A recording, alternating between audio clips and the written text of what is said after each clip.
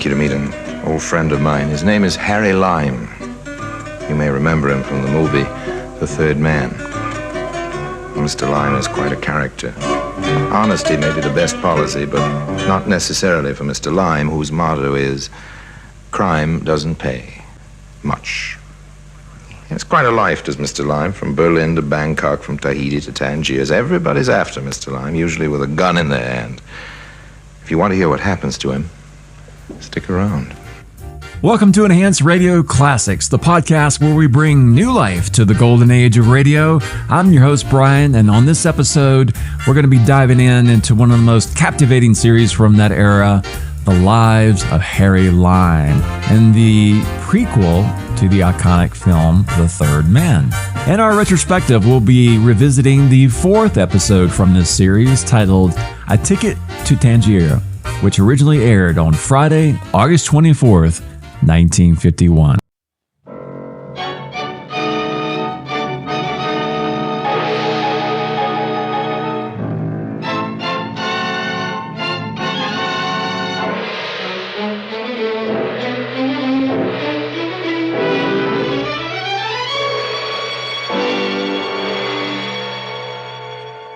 Presenting Orson Welles as The Third Man.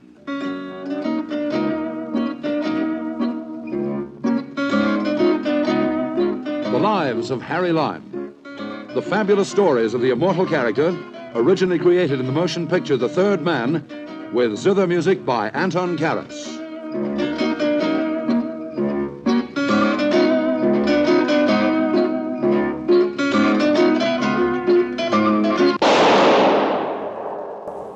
That was the shot that killed Harry Lime. He died in a sewer beneath Vienna, as those of you know who saw the movie The Third Man. Yes, that was the end of Harry Lime. But it was not the beginning. Harry Lime had many lives, and I can recount all of them. How do I know? It's very simple. Because my name is Harry Lime.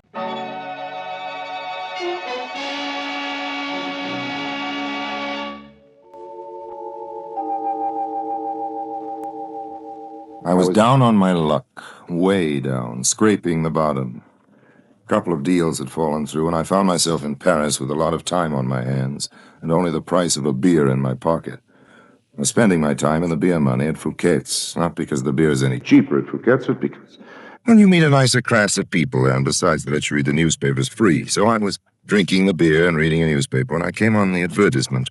One of those classified ads in the personal column. It was addressed to Harry Lime. Harry Lime being me, I read on with some interest. There was no signature, no address. Mr. Harry Lime, it said, will find a business opportunity of an extremely profitable nature in the city of Tangier.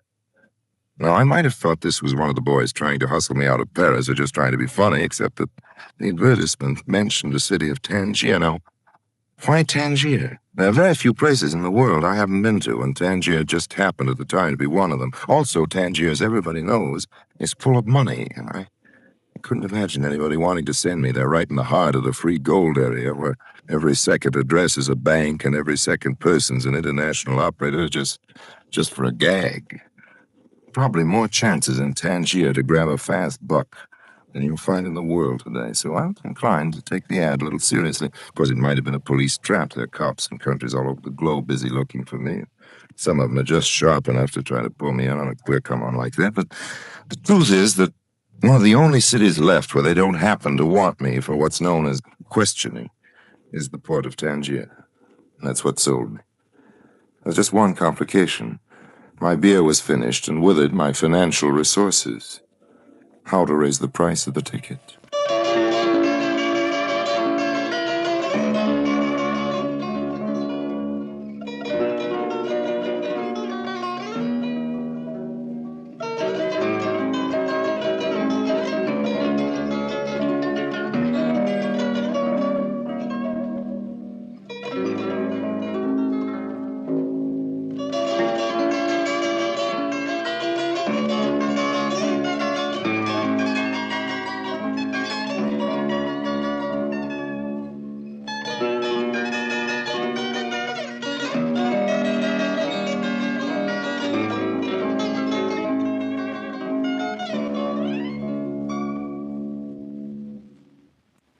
And now, Orson Welles as Harry Lime, the third man, in today's story, Ticket to Tangier.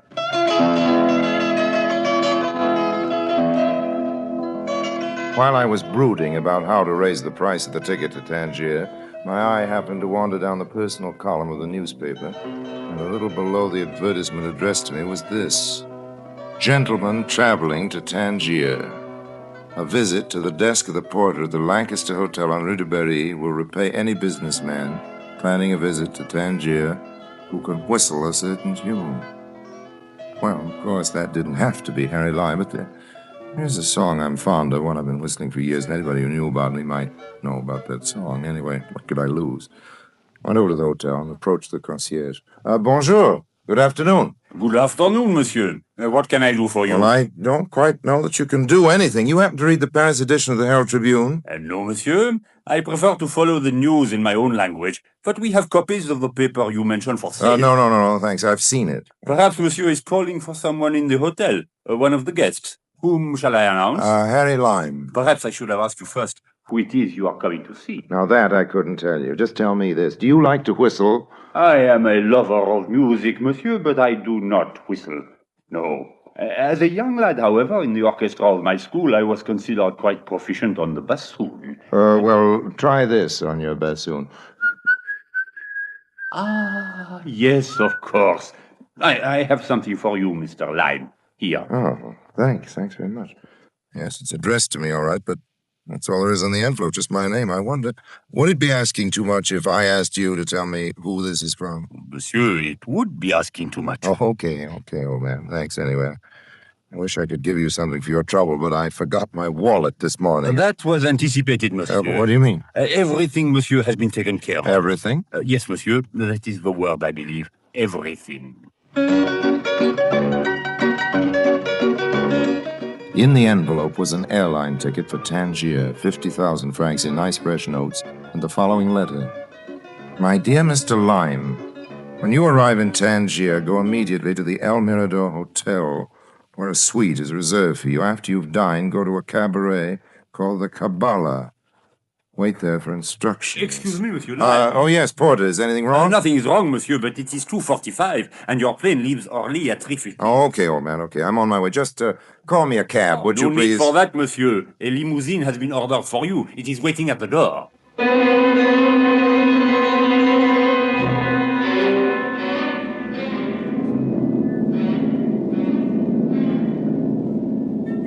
It was a very pleasant trip with a very attractive hostess on board.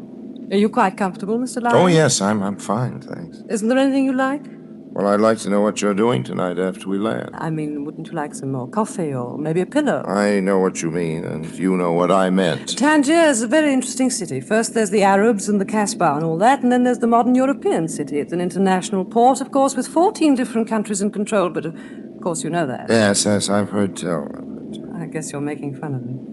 You're a businessman. You've probably been to Tangier many times.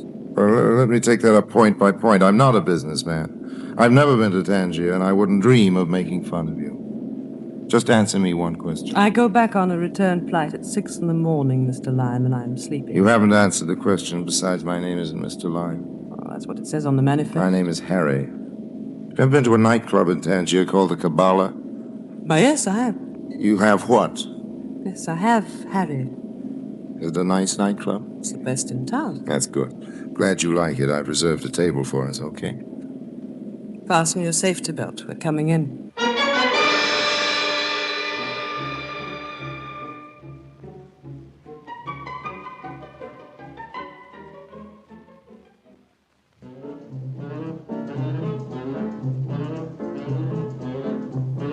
You know something? What? You're one of the few girls outside of Havana I ever danced with who knows anything at all about the rumba. I learned it in Havana. That almost explains it. What do you mean, almost? Okay, you learned to dance in Havana, and so do lots of other people. Okay, you're a hostess on an airline. You're very good-looking, and there are lots of good-looking hostesses that dance the rumba, but they don't dance that well. And none of them are this beautiful. No, I don't know what I mean by almost, but really, you know, you're almost too good to be true. No, I'm not so good. That's good. You don't even know my name. Yes, I do. They have a sign on the door of the cockpit, the plane. It says Captain P.R. Stevenson, co-pilot J. O'Brady, air hostess P. Smith. So that's your name, isn't it? P. Smith. May I call you P? P is for Patsy. Okay, we'll settle for that. Shall we sit down? That champagne ought to be cold enough, I know. It's awfully close in here. Why don't we forget the champagne and take a walk outside? Oh, wonderful. I'll just pay the check. Don't bother. It's been taken care of. What do you mean? The check has been paid. No, look here, old girl. We can't have that. You're my guest, remember. Besides, I'm the male in the party, and I have my pride. I'm sorry, Harry. It's all taken care of. Come on. Good night, mademoiselle. Good night. Good night, monsieur. Good night. Good night. Patsy, I'm going to take something back. What's that, Harry? One little word. What's the word? Almost. I don't understand you. Well, I used it describing you, but it doesn't fit. The word almost could never be applied to you. Whatever you are, that's what you are completely. You couldn't be almost anything. You're wrong, Harry. Almost is just the word for me. Among other things, I'm almost very rich. You must be if you treat all your boyfriends to champagne. You're a special case. We won't argue about that, Patsy. I'm a special case, but what's an airline hostess get paid? Enough to treat her boyfriends to champagne, even the special cases like me? No, Patsy, it doesn't make sense. You say you're rich. I said I'm almost rich. Well, then you must be almost stupid. What do you mean? Well, if I was almost rich, I wouldn't be working for my living at all. I wouldn't be found on an airplane unless I wanted to get someplace. I said I was almost rich, Harry, and that's what I meant. That doesn't mean I've little money or enough money. It means I have to work for my living. I took this job to pay the rent and also because it brings me twice a week to Tangier. And what do you like about Tangier? A lot of international lawyers and private banks with streets full of American cars and grimy characters in nightshirts. Not very beautiful. As far as I can see, it's a kind of Switzerland with Arabs. No, but it is beautiful, Harry, if you know the right places. Let me show you. Taxi! You know the Villa Muggetti? The Villa Muggetti? Ah, yes, mademoiselle. Mademoiselle means the great palace on the hill. I know it well. Good. Get in, Harry. I'm going to show you how beautiful Tangier can be.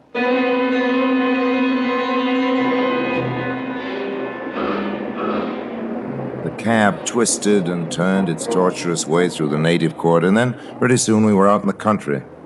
They were climbing steadily, I noticed, and passing beautiful villas, homes of rich expatriates who'd come to live in this strange little international settlement of Tangier, where you don't even have to register with your consulate, and nobody pays any income taxes at all.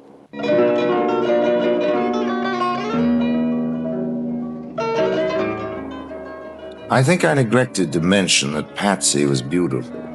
And if I did, believe me, I was understating the situation.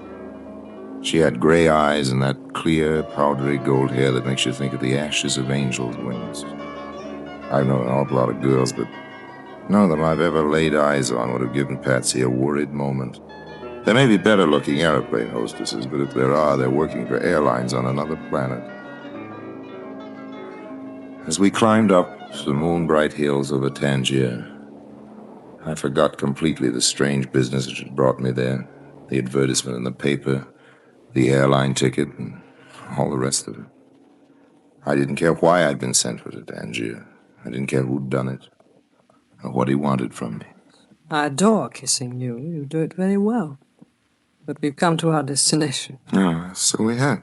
Anyway, the cab stopped. When did that happen? About 5 minutes ago. Where are we? Well, there's the bay below us. Oh, very pretty it looks, too, with all the lights and moon on the water. No, not now, Harry. Please. You're very impatient. Now let's get out. Why? It's nice in here. It's nicer in the house. That enormous place? Mm-hmm. Anyway, some kind of private mansion it must be. Sure we'll be welcome. Here, you take the key. The key? You mean... That's what I mean. You're my guest. Yes, but how? You've been my guest all along. Gentleman traveling to Tangier, a visit to the desk. But what do you mean? You whistled a tune, didn't you? Well, how do you know about it? I had a friend once who told me how fond you've always been of that music. No, I mean, how do you know about the ad in the paper? I ought to know. I paid for it. And my plane ticket. I got a reduction from the airline.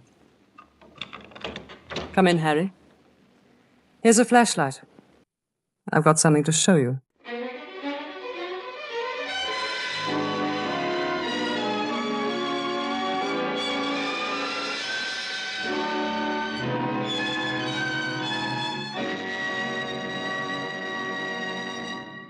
And now, Orson Welles as the third man continues with today's story, Ticket to Tangier.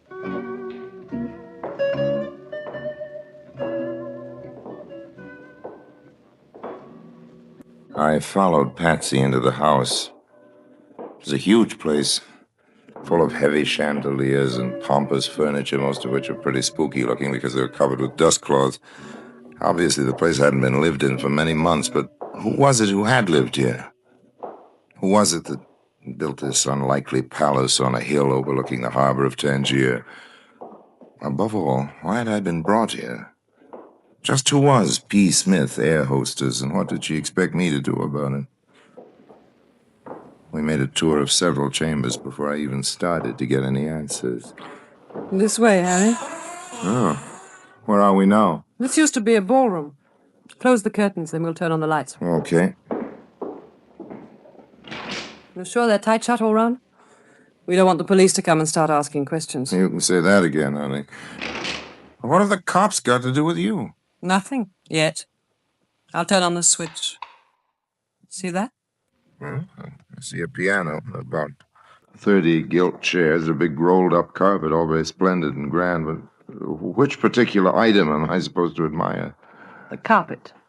I'm not a connoisseur, Patsy, so if you brought me here to get an appraisal, I'm afraid we're both wasting our time. Nothing about carpets. Do you know about heroin? Yes.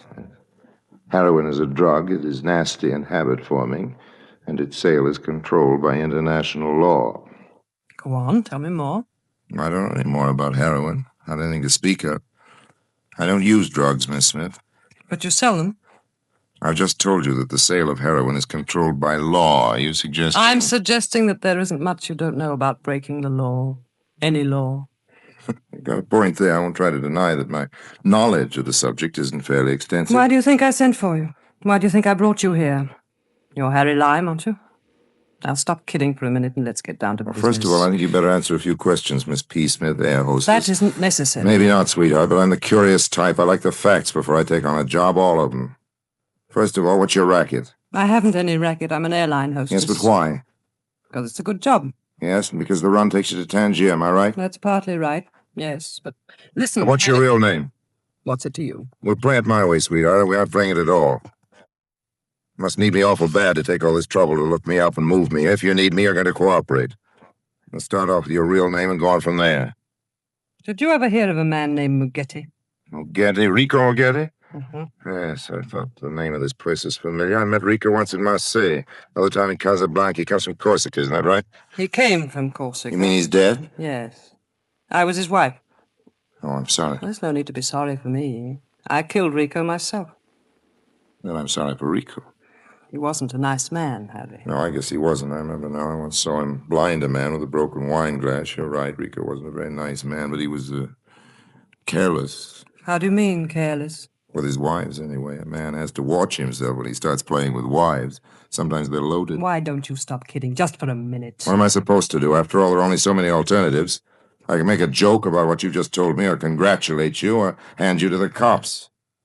And now I think it's better if we treat it as a joke. So this is the notorious Harry Lime, the man no country can hold and who stops at nothing.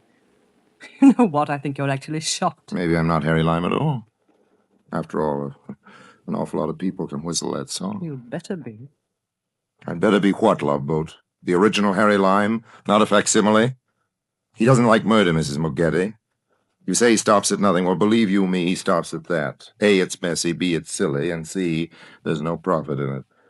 Besides, Harry Lime's mother always told him not to go around killing people. She said it wasn't nice. You don't know the facts in the case, Harry. I was justified. You'll have to take my word for it. I guess I will at that. And now, Mrs. Mugetti, if you don't mind, why have you brought me all the way to Africa to this empty house? You say there's a lot of heroin in that rug. Do I take your word for that? You don't have to. You can look for yourself. I told you before, honey, I don't know anything about dope. You know people who do, don't you? People in Paris, in London, in New York. Not intimately. But you know how the drug traffic works. I don't. It was something new for Rico, some kind of big haul. He must have had a partner because he wouldn't have known how to dispose of it. It wasn't his line at all. It isn't mine either, honey. I keep telling you that. How do you know it's so valuable? He told me. I've been keeping it here in the house for months now. This airline job I have is perfect for smuggling the stuff, but I don't know who to take it to. I don't know what towns pay the best price. I don't know the names of the agents. Rico kept me away from that kind of thing. All I can remember was hearing him talk about you. You've got to help me, Harry. What about the police? They don't know it's here. I don't think they even know about the house, at least. There isn't anything against him in Tangier. I mean about you, Love Boat. You killed him, didn't you? How do the cops feel about that? They don't suspect me. There's no reason why they should. I had a good alibi. I wasn't even in town. Just tell me how you did that sometime. So you can blackmail me? No, thanks, Harry. Let's keep our relationship on a nice, clean business level. Now, that's the way I like to hear you talk. Who are you? We'll talk about that later, Madame Mugetti. Now, I think it would be easier all around if you and Mr. Lime put your hands in the air. Not too high. Just shoulder level, huh? That's right. This is a very efficient gun I'm holding. And I have a good mouth. How did you get in? I hate to tell you, Madame Mugetti, the explanation is so banal. Through the door. You left it open. Now then, where's the heroin? Just a minute. Yes, Mr. Lime? You seem to know my name, monsieur, but I'm afraid you have the advantage. It doesn't matter. I was, shall we say, a business associate of this widow's lady's husband. Okay, don't tell me. Let me guess. You began in Indochina. You served 3 years in a penal colony in Brazil. They used to call you the doctor, am I right? I have a doctor's degree. Dr. Bessie, that's your name? What a detective you would make, Mr. I have a good memory, Dr. Bessie, and I'm a professional collector of information. You will find the heroin in the piano. In the piano? Yeah. This is probably a trick, Mr. Lime. Suppose you go to the piano and extract the heroin yourself. Don't be silly, old man. It would be very simple for me to extract a revolver from the piano, and I think it would be unpleasant for both of us if there was any shooting. There must be police in the neighborhood. I'd much prefer you to find your dope and leave quietly. I'm a peace-loving man. Very well. I'll look for myself. I'm keeping my eye on you, Lime. Now then. Wait a minute. There is nothing here. What have you... Put up your hands, Bessie. I'm warning you. I'll shoot if you don't. What you dare... Well, very quick, I must say. Congratulations. Strange. He said he was a good shot. Must have been boasting. He should have kept his eyes on both of us, and nobody could do that. Is he dead? I wouldn't know, Mrs. Mugetti. I haven't asked him. He looks that way. Have you any plans? Yes, we better get out of here. Now, isn't that funny? That's just what I was going to suggest. Take the heroin. You can carry it just as it is in the rug. No, thanks. I have a bad back, and I hate to stoop over. Why don't we just leave it where it is? Let the cops find it and give up $100,000 worth of dough. You crazy? Not crazy enough to argue with you as long as you're holding that gun, Patsy, but... What's that? Well, what do you think? Maybe it's the police. Either that or it's New Year's Eve. Douse the lights, honey. Right. Okay, and now? That's much better. Why, you... We've got darkness, and I've got the gun. Give it back to me. You're too impulsive for firearms, Mrs. Mugetti. I'm keeping the gun. The cops. Sure, it's They're the here. cops. Your husband built a nice big house, but it's getting a bit overcrowded. If you don't mind the suggestion, I think we better scram just 2 feet ahead of me, Mrs. Mugetti, and don't try anything funny. You Keep dirty... your seatbelt fastened. We're coming in.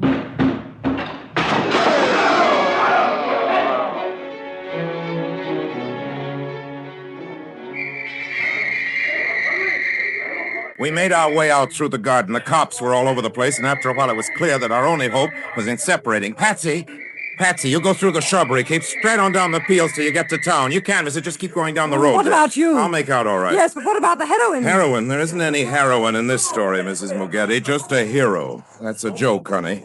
You can laugh at it later when you catch your plane to Dakar.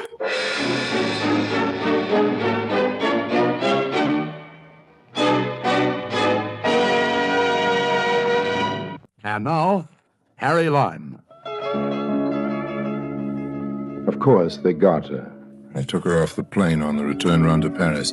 Somebody tipped off the police about that murder. It's what you might call the wages of Lime. That's another joke, but you don't have to laugh at it. I'll do the laughing. You see, what Patsy didn't know was that I had picked up the rug in the darkness and hid it under a bush just outside the window. I came back later and collected it.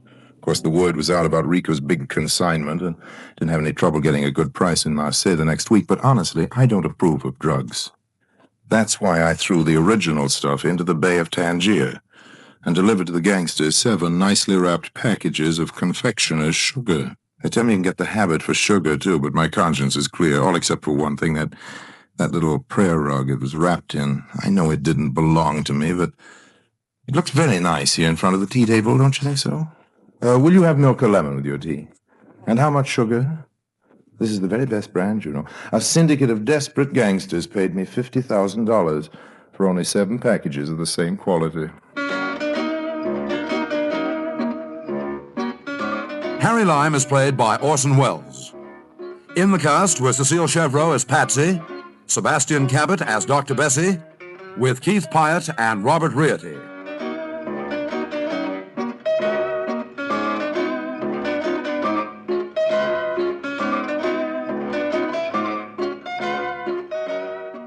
Ticket to Tangier, an episode in the lives of Harry Lime, was written by Orson Welles. Zither music written and played by Anton Karas, composer of the Third Man theme. Orchestral arrangements by Sidney Torch. The Lives of Harry Lime, based on the character originally created in the film The Third Man, is produced by Harry Alan Towers and directed by Orson Welles.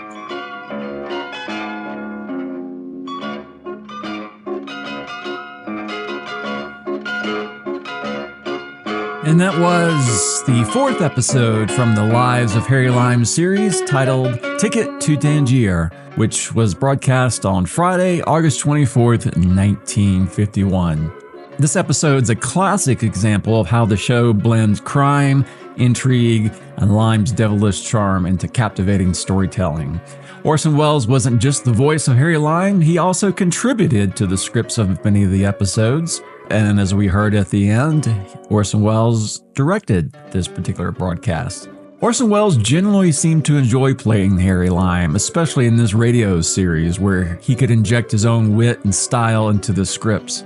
He appreciated Harry Lime's charm, wit, and moral ambiguity, traits that gave him a wide range to perform and explore.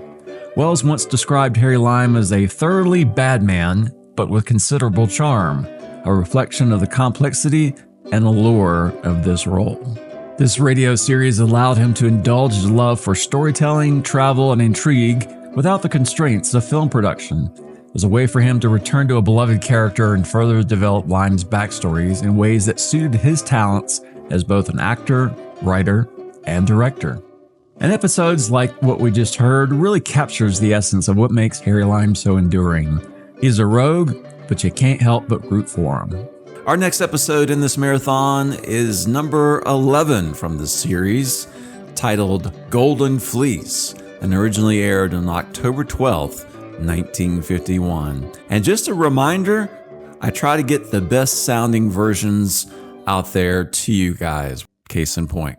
Tell me, Harry, what are you doing in Algiers? No, I'm just looking around. And what are you looking for? Well, no need to look any longer. I found it. You make very pretty little speeches. I adore that. What is your profession?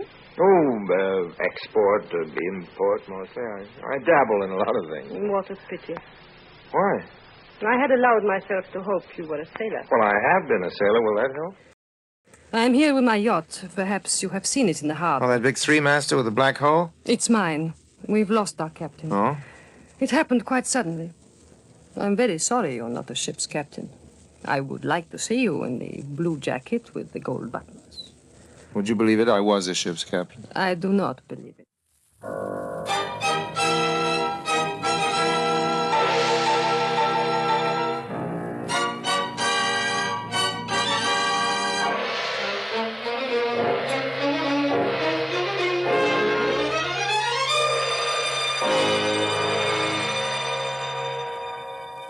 Presenting Orson Welles as the Third Man.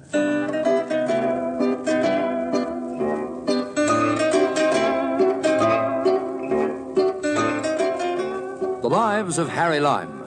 The fabulous stories of the immortal character, originally created in the motion picture The Third Man, with zither music by Anton Karas.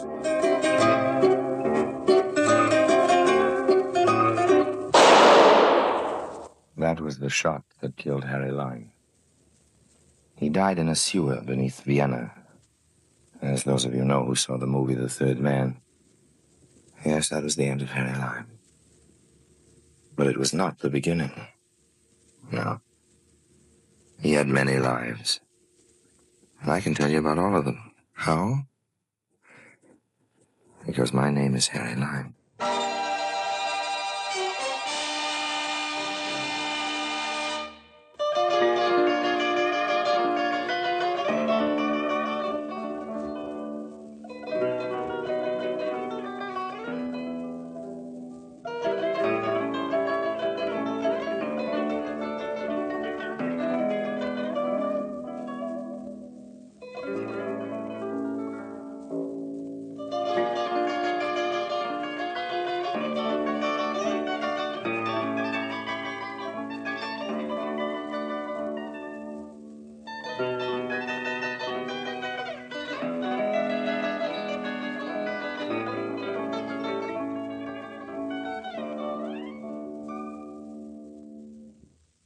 And now, Orson Welles as Harry Lime, the third man, in today's story, The Golden Fleece.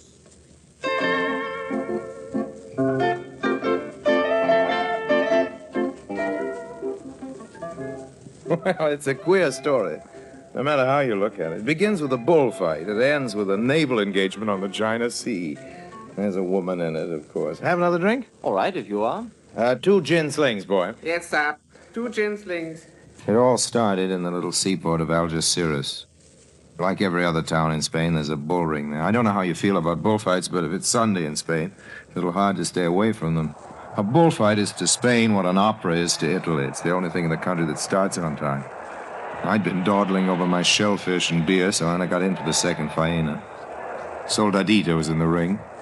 He was younger then and braver than he is now, but I've never been one of his fans. Too much ballet dancing for me and not enough bullfighting, but we won't go into that. I could talk about the corrida all night, but I promised you a story about adventure on the high seas, and it's beginning right now. Soldadito is dedicating the bull. He is paying this compliment to the lady who is seated next to me. For the first time, I glance at her, and the glance freezes into a stare. She has very dark red hair, very pale ivory skin, and very bright yellow eyes. I mean, really yellow, like a cat's. I won't dwell on her. I'd like to, but I won't. Suffice to say that this kid could stop traffic on the Indianapolis Speedway. The bullfighter turns, tosses his hat to her in the classical gesture over the shoulder, and moves out into the sunlight toward the bull. But as far as I'm concerned, the bullfight is over. You must watch the ring, senor.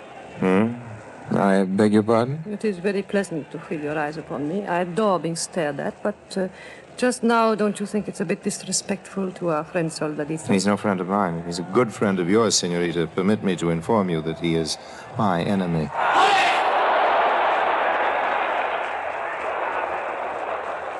He's very graceful, don't you think? That was also a graceful speech, senor. No, I didn't hear it.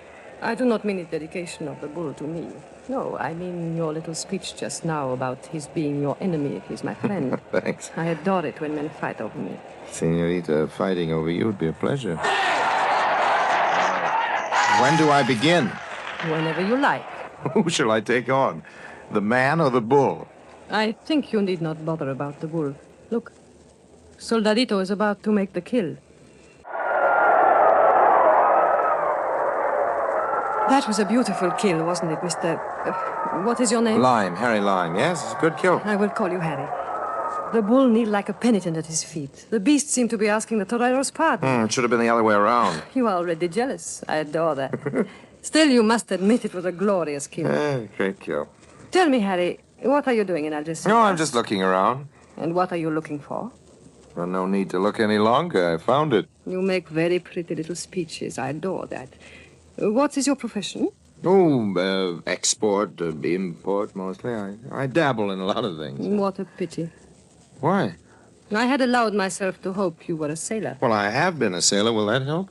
You have to have master's papers. I'm here with my yacht. Perhaps you have seen it in the harbor. Oh, that big three-master with the black hole? It's mine. We've lost our captain. Oh? It happened quite suddenly. I'm very sorry you're not a ship's captain. I would like to see you in the blue jacket with the gold buttons. Would you believe it? I was a ship's captain. I do not believe it. But I have master's papers. And where are they? Oh, in Barcelona. Oh, that is a bore, because we are leaving tomorrow. Okay, I'll have somebody bring him down by train tonight. In other words, you want the job? In other words, I've got the job.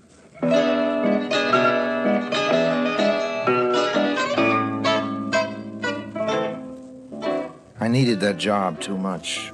And, of course, she knew it. I don't say she didn't like me, but there wasn't any doubt of it. That season, I was a little afraid about the seams. I phoned a friend of mine, a forger up in Barcelona, and made arrangements to cook up some papers for me and rush them down that night to the coast. Then I changed into my best shirt, the other one, and went to the best restaurant. She told me she was going there after the bullfight.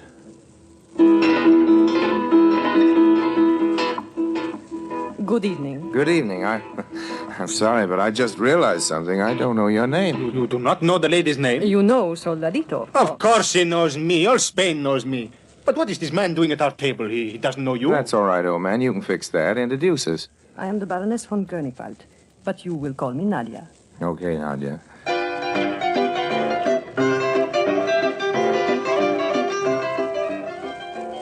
next morning, I had the forged papers and the captain's job safely in my pocket. The truth was, of course, that I'd never been a sailor in my life. Unless you count the work I had to do as a deckhand when they found me stowed away on a short trip from Alexandria to Naples. But I needed that job bad. After one look into those huge cat's yellow eyes of hers, I would have jumped at any job she offered, whether I needed it or not. You like the ship, Harry? She's a beauty. The steward will take your luggage to your cabin. Right now, you'll be needed on deck to superintend our departure. By the way, where are we going? To China.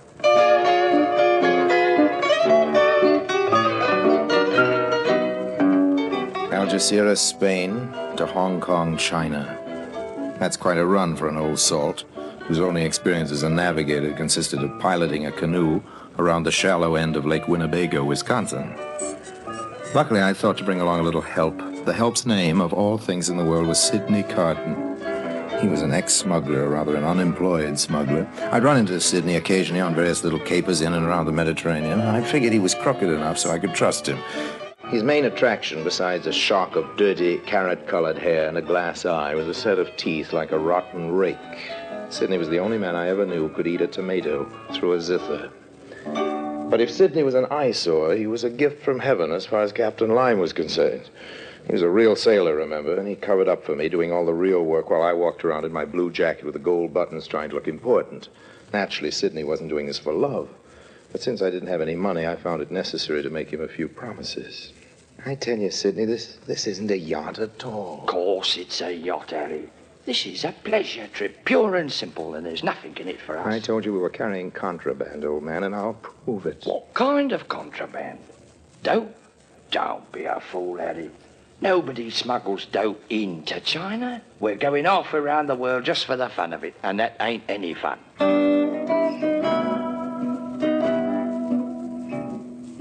Why had I been signed on with so few questions asked? Why had we left so quickly?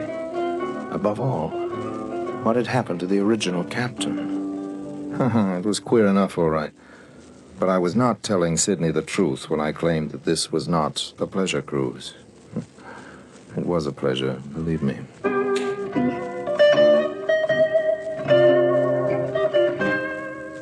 Then, one night, quite late it must have been, because I remember the moon was down, I was up on deck finishing a cigarette.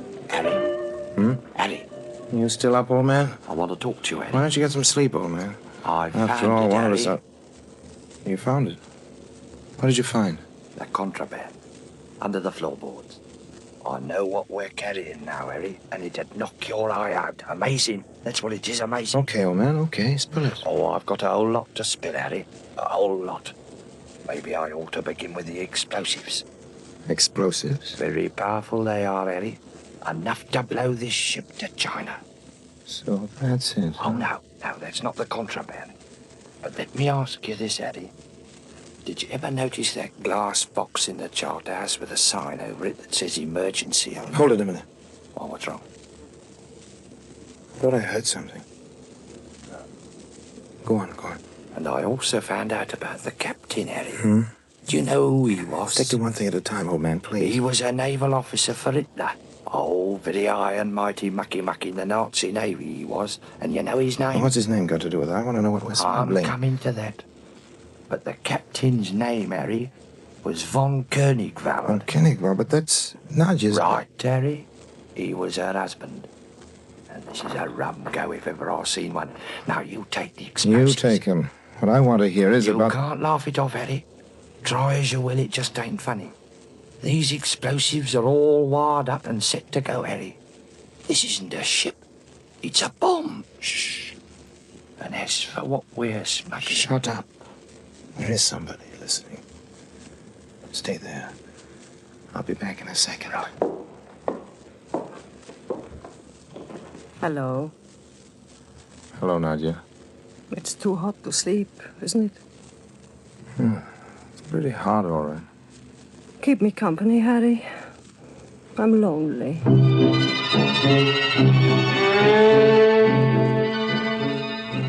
When I finally got to my own cabin, it was dawn. Didn't dare go looking for Sidney in any way. I was bone tired. They couldn't have let me sleep for more than an hour. Yes, what is it? It's Matthew, sir, third officer. What do you want? Well, sir, we're in sight of land in the old court. Don't bother me. Ask Sidney. He knows the course. Yes, but please, Captain, may I speak to you? Okay. Now then, what is it? It's Cotton I want to talk to you about, sir. Well, what's wrong? Well, I hardly know how to tell you, sir, but he's gone. Gone? Yes, sir. We've searched everywhere, very thoroughly, but there's no doubt at all, sir. Mr. Cotton is not on this ship.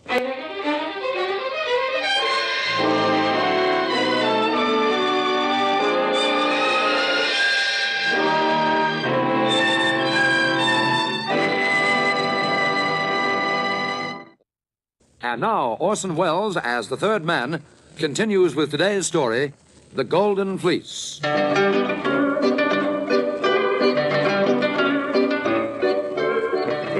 I still don't know how we made it into port. The trick was to keep that second mate from guessing that I couldn't tell the poop from a bosun's whistle. And also to keep all of us from crashing into a reef or turning upside down or something. Luckily, a little boat came out to meet us with the harbor pilot. Seems that's the regular procedure. I was very grateful, I can tell you, to be spared the embarrassment of having to swim for it. But it's a long haul from Hong Kong, China to Panama City, and much as I like Nadia's company, I think I would have quit the job if I hadn't managed to make a deal with young Matthews, the second mate. I showed him some papers I happened to have, proving I was a secret operative from the FBI, and explained that he had to cover up for me the way Carton had been doing before. And by the time we got out of the canal on the Pacific end, I had everything pretty much under control. Would you like another drink? No, thanks. Please go on, Mr. Lime, Harry Lime. You see, I've got a reason for spinning this yarn. We'll come to that in a minute. What happened to Cotton? What? Sidney? Nobody ever saw him again. Now, I'll skip the Pacific crossing now because nothing very important happened to us till we got to China. Unless you'd like to hear some more about those yellow eyes of Nadja. What happened to von Koenigwald, the lady's husband? I'm coming to that, old man. Just a second till I finish the drink. Okay. Well, it was late in March when we sighted Hong Kong. I'd learned how to imitate a sea captain by then, but I was more than a little anxious about my papers. There'd been a nasty moment or two in Tahiti, and I was afraid the British authorities might spot the forgery. They might even have gotten some wireless message about me by then, but I still didn't know the purpose of the trip, you understand. Sidney hadn't gotten around to telling me about what the contraband was before he disappeared. So my curiosity got the better of me as usual, and I stayed with the ship. Captain, there's a speedboat coming alongside on the port bow. It can't be the pilot. We've already taken him on. Could be the harbor police, sir. Isn't good. No, the speedboat is mine. Oh? You'll bring the ship into anchorage, Mr. Matthews, please. The captain and I are leaving now. We are? Where are we going, honey? I loathe that expression. Okay, Nadia, but you haven't answered my question. There'll be plenty of time for that on the way.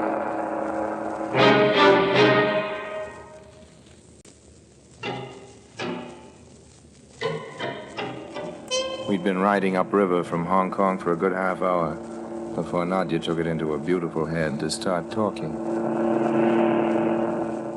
I'm taking you to meet a very important man, Harry. Huh? You'd better know his name. It's General Wei. A Chinaman? He is Chinese, yes. General Wei was governor of one of the largest southern provinces, but of course that was... Where are we meeting him? I think the mainland would be too hot for him now. The general will be waiting for us on the junk. A what? A Chinese boat. I hope you're hungry, because there's bound to be quite a feast. You mean to say we've come halfway around the world to keep a dinner engagement with a Chinese warlord? Ours has been a very serious mission, Harry. And before you meet the general, I think you should know the truth. So do I. The general is planning to retrieve the lost provinces. Luckily, he is a wealthy man and had many investments in Tangier. It was my mission to bring him some of his wealth, which will be needed in the coming war. I think you have guessed what happened to the Baron von Koenigwald. Yes, I think so. I think the Baron had a wife. I think his wife bumped him off. Am I right, honey? Please call me Nadia. Okay, I think Nadia bumped him off. He was a greedy man. I had reason to suspect that he planned to take part of the gold for himself. Gold? Yes, Harry. Gold bars purchased in Tangier. That's why I couldn't tell you earlier. It would have been too much of a temptation. The ship is lined with gold. $500,000 worth. You know those Chinese ships? You know, the ones that look like some kind of cross between a Spanish galleon and a floating chop suey store? Well, Pretty soon we came up to the biggest and gaudiest on the river. We were helped on board with a whole lot of Oriental fanfare, and I gathered that in a minute we were going to be presented to his nibs, the warlord himself. Nadia. Yes? There's just one thing I don't understand. No matter what price the old boy pays for that gold you brought him, I can't see why you bothered to cart it all the way across the Pacific. If you just told me before, I could have made a very nice deal for you in Mexico. I did not bring the gold here for the profit, Harry. Here he comes. Nadia, 1,000 welcomes. Welcome to you, great one. All my gratitude. This is General Way, Mr. Harry Lime. Harry, may I present my father? I know you've heard about shark's fins and bird's nest soup, but I'll bet you never knew a Chinese banquet can last 7.5 hours. Well, this one did. With eating all the way. May I offer you some more ice wine, Captain Lime? Well, I'm afraid I've had too much already, General.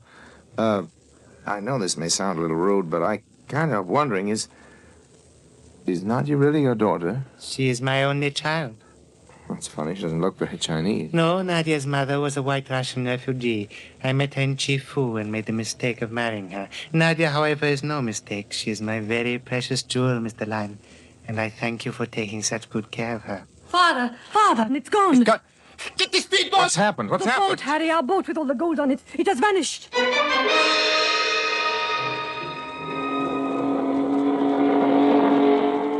While we were in there stuffing ourselves, somebody had made off with a yacht.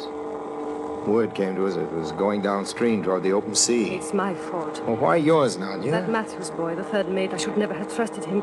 I should never trust anybody. But if you'd gone on stabbing your ship's officers and tossing him overboard, you'd have ended up without any crew. There she is ahead of us. Ahoy there, Golden Fleece! Come about and prepare to receive us on board! Can't you get any more speed, Harry? Well, I'm punching a hole in the floor as it is. Ahoy, Golden Fleece! This is your last chance! Come about or we open fire! They won't answer. They will now. Fire! We had a dangerous-looking gang of hatchetmen with machine guns on our launch, and they put up a good show. It wasn't long before we were next to the yacht, and I could see that a lot of damage had been done to the crew on board. It wasn't my crew. It was strangers. Chinese. We just have to storm over the side. Come on, Harry. What's wrong, General? Are you hit? That's all right, Captain. Just give me your arm. Okay. Here we go.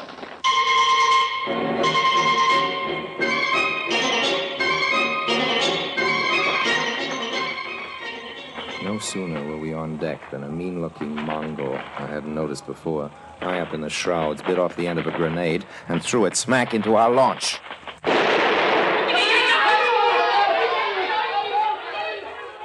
Well, there goes everybody on our side. I guess this is it, Nadia. Yes, Nadia, this is it. Hey, wait a minute. Hans!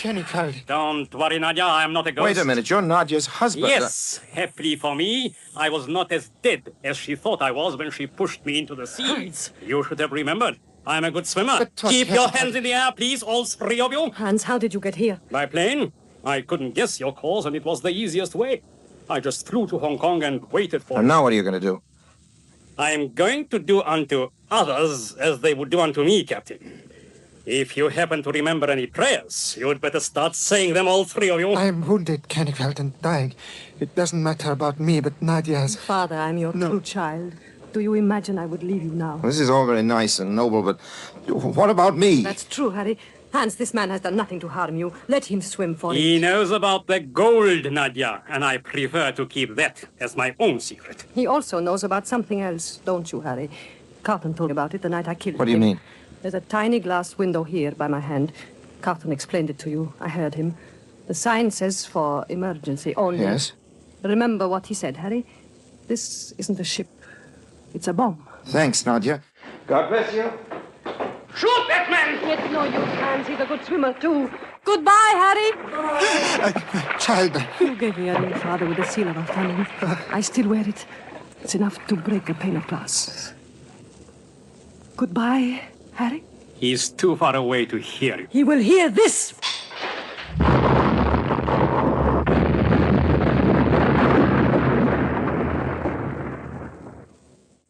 a sampan picked me up. But I almost drowned myself first, thinking about all that gold. $500,000 worth of it going down to the bottom of the sea. Have another gin sling? Thanks again, Mr. Lime. Well, that's the story. Here's why I told it to you. I know the spot where this happened. I've got it marked exactly on the map.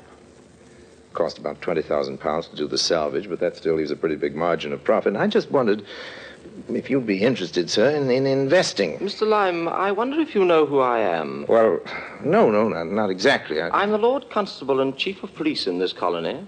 We have a full dossier on your activities as a confidence man, and I thought I'd let you tell your tale because I wanted to know how you work. Lime, that salvage racket's the oldest of all the old skin games. I'm surprised that you're trying it on anybody, least of all a policeman. Good night now. And by the way, we'd be much happier here if you'd leave town. Within the next 24 hours, that is. Well, pip-pip. Pip. Another gin sling, sir? No. Just give me the check.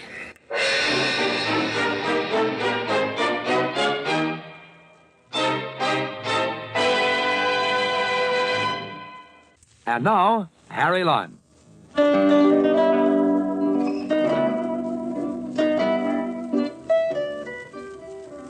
Well, friends, I think you understand why I don't like telling that story. Whoever I tell it to usually turns out to be a cop. That isn't the worst of it. The worst of it is that it's true. Well, pip.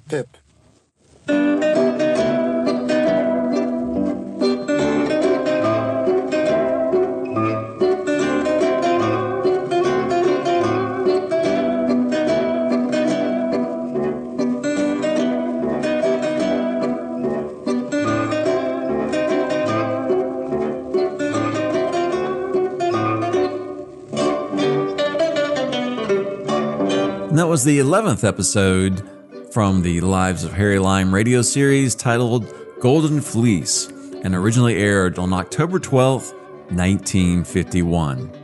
While the original 1949 Third Man film features Harry Lime as a calculating and ruthless black marketeer, this radio prequel series takes a distinctly lighter, more comedic tone.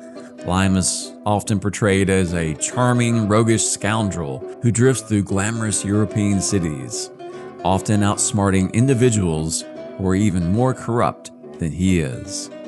We have another episode in our Lives of Harry Lime marathon titled The Third Woman, obviously referencing the Third Man movie. It was episode 19 from the radio series and originally aired on December 7th. 1951.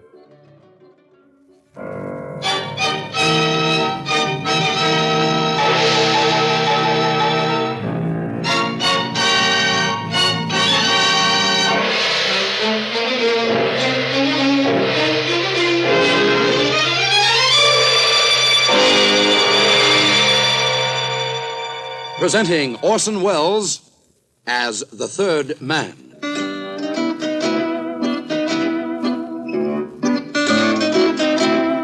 The Lives of Harry Lime. The fabulous stories of the immortal character, originally created in the motion picture The Third Man, with zither music by Anton Karas.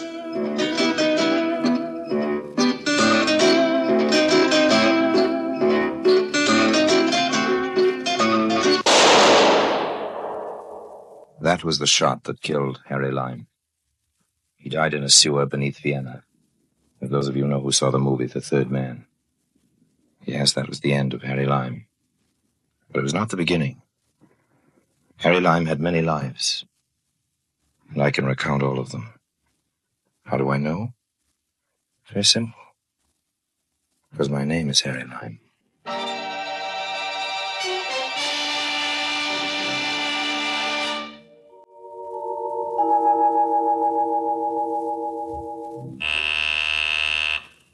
Yes? Major? Yes, come on, speak up. Corporal Lime is here, sir. Oh, he is he? Well, you can tell Corporal Lime I want to see him. Right now! You know, it's funny, but all during my military career, I've never seemed to be able to force myself to be very fond of the brass. If you've got to have an army, you've got to have the brass, I suppose, but I don't honestly see why.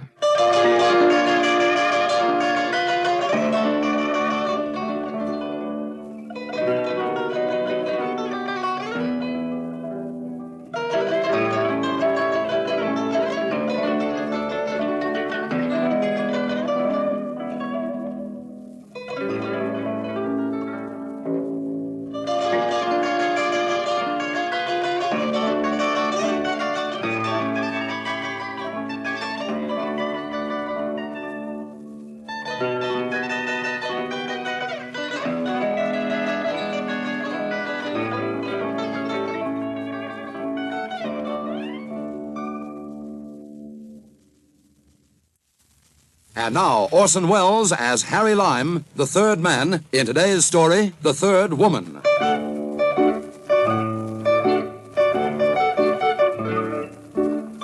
You know something, Corporal Lime? No, sir. If we could prove half of this stuff in this file, you'd be celebrating your 100th birthday in a military prison. Yes, sir. I dare say so, sir. Shut up and listen. You report to the address on this slip of paper.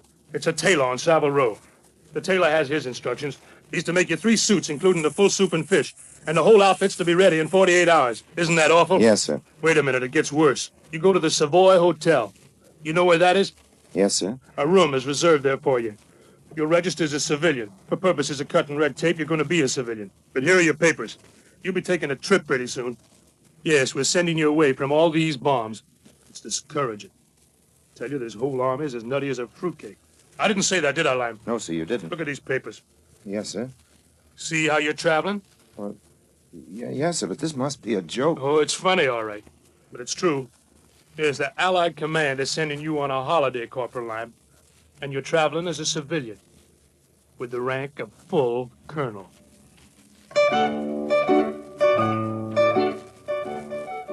That's what I mean about brass. An unfriendly attitude. Unnecessary, I call it. Why couldn't the major have been nice? Well, if he was, I guess he wouldn't have been a major. Because if you look at it that way, I was going to have to begin changing my loyalties because according to my new papers, I was part of the brass now myself. I got my new suits, and then they sent me to see a certain Captain Smith. I don't think that was his real name. He was something very high in the hush-hush department, but that was the name I was to call him by when we met. This was all set up for midnight on the right side of Cleopatra's Needle. Oh, I tell you, the whole thing was so cloak and dagger it made me want to giggle, but of course I didn't. Oh, very careful to play it straight. I didn't want to lose my nice new wardrobe. I say, could you give me a light? We're not supposed to show a light. That's correct. And what was in the bottle? Jenkins' ear. Good-o. How did Morgan die? He died a governor. Splendid, Mr. Lime. All the answers perfectly correct. Silly questions, what? Silly answers, too, come to think of it. But the silliness makes it easier to remember, I always think. Mnemonics, don't you know? Right? Right, if you say so, Captain Smith. Yes, well, now let's get down to cases. We've borrowed you from your people, Lime, because of your special qualifications. Languages, looks, a certain rather celebrated aptitude for the opposite sex, and a fair share of unmitigated gall. Yes, sir. Don't call me sir. Remember, this isn't the army, not strictly speaking. No, this is another show. What do you think of spying, Lime? Well, I don't know. I never tried. It's a dirty business, of course. Absolutely filthy. But then it's a profession like anything else. I suppose. For one thing, the pay is abominable. And that's why so many of the regular pros turn double agent on us. You know what a double agent is, don't you? Well, that's an agent who sells out to another power, isn't it? Yes. We're on to most of that lot, of course. We use them when we can, but it's always sticky. No doubt about that, sticky. Well, first of all, of course, we're not dealing with soldiers or patriots, and no money arrangement is ever really final or binding. That's why we have to use pressure. Yeah. Different sorts of pressure, don't you know? Blackmail, for instance. Right. Listen. Another one of those V2s. That was in Chelsea. Falling weapons, aren't they, guided missiles? I'll tell you something, Lime, because it's going to be part of your job. This V2 is nothing. Jetty's getting ready with something a good deal worse in the same line. About 10 times worse, according to our information. Yes. Somewhere in Europe, more than 100 feet underground, there's a factory where they're busy perfecting quite a new thing. We've got to stop them, Lime. Want to help? Sure. You didn't ever happen to meet a female named Brunel, did you? No, I don't think so. Brunel, also Brown, also Brune. Well, that doesn't ring any bells. No, well, maybe when you see her, there'll be a small chime or two. She's been around, and so I gather have you, right? Well, I've been around a bit, Captain Smith, but I don't know your Brunel, or Brown, or Brune. Reddish blonde, sometimes auburn, grey eyes, rather tall, speaks 8 languages perfectly, 5 or 6 more, well enough. She's been a professional agent for more than 15 years. Good at her work, too. Yes, she's quite valuable to us, off and on. This, it appears, is one of the off times. It's very much off. She was due to send us something rather important, you know. I gave you a hint about that. Oh, you mean the new rocket factory? Brunel has information about where it is and she won't send it? Worse, she's given us false information.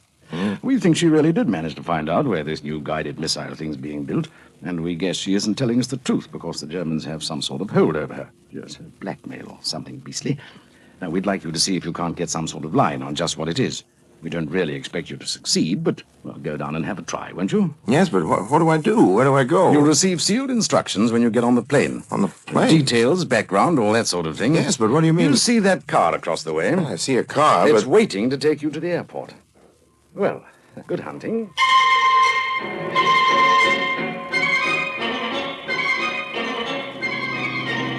Pilot? Pilot? Yes? That doesn't look like the Bosporus to me. No, it doesn't. It looks like the Atlantic Ocean. Yes, it does, doesn't it? But don't you know what it says in my instructions? Mustn't tell that, you know. Those instructions are supposed to be secret. That's all very well, but I'm under orders to proceed to Istanbul, and here we are in... Where are we, anyway? Well, this flight isn't part of your show at all. We just happen to be carrying you, if you see what I mean. A little out of your way, of course. There's an awful lot of red tape attached to getting in and out of these neutral But countries. my instructions are... Don't worry, there's bound to be someone of your chaps waiting to take you the rest of your journey tomorrow morning. Meanwhile, relax and enjoy Lisbon. We're coming in now. Oh, so that's where we are. Yes, you better fasten your seatbelt. Wizard place, Lisbon.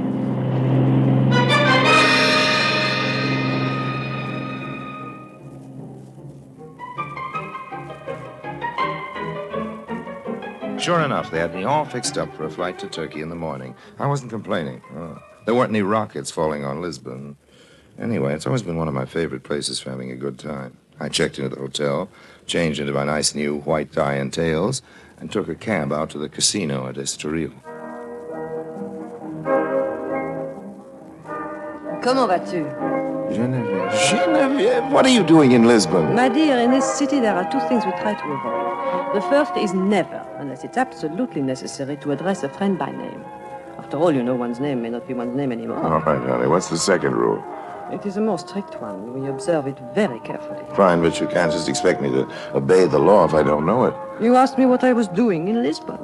Oh, well, that's it. Sherry, no matter what the provocation, we never, never, under any circumstances, ask each other what we are doing in Lisbon. Well, I'm perfectly willing to tell you what I'm doing. Don't bother. Why not? I've got a good job. Oh? Yes. I represent the biggest Swedish manufacturers of ball bearings, and tomorrow I'm going up to Stockholm. To Stockholm, by way of Istanbul? Oh, you mean you know? Sherry, in Lisbon these days, everyone knows everything about everybody, and no one asks anybody anything. The first is a question of pride, and the second of politesse. It's very warm in here. Shall we go out on the terrace? Am I allowed to answer that one, or must I tell you in code? You like it here in Lisbon, Genevieve? Or am I breaking the rules again? I have my work. And, of course, I mustn't ask you what the work is. You know, I remember when you used to be a nice little hard-working confidence girl in Cairo. You were trying to avoid the cops of at least 5 different countries, but you weren't nearly so secretive. Okay. What are we allowed to talk about now? Harry. Yeah, Why should we talk? that's true. Why should we? That was a nice kiss. You still do that very nicely, Harry, but What's the joke? you are such a terrible spy. Oh, I guess I am at that. Listen, Harry, I've always liked you. I'm not working for your people, but I know what you're up to. Don't go to Istanbul. I haven't got any choice, honey. I think I'd go anywhere. You know me, curious as a cat. Why shouldn't I go? They put you onto something terribly big, Harry, terribly important. Well, that's very flattering, isn't it? Tell me, what do you know about a woman called Brunel? Oh, she's been an agent a long time. I don't know her, but I've seen her once in Saint-Moritz and again in Deauville. I hear she's clever. They're watching from the terrace. Oh. I must go back now, but please, Harry, do not go to Istanbul. It's not the woman Brunel. It is the situation. I tell you, Harry, it's too big for an amateur. It's too big for anyone. No, but they've given me a chance. And Harry. why have they sent you? Because you're so experienced in espionage? Well, no, of course not. That isn't the Then reason. you know, Harry.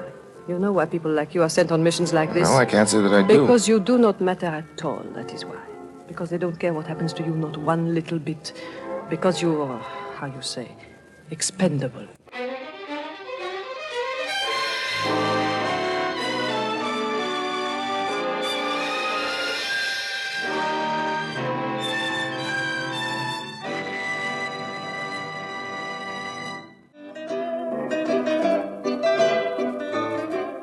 We made good time to Istanbul with only a few nasty minutes, and I thought a couple of message minutes were going to get on our tail. But by 11 o'clock that evening, all my arrangements were made.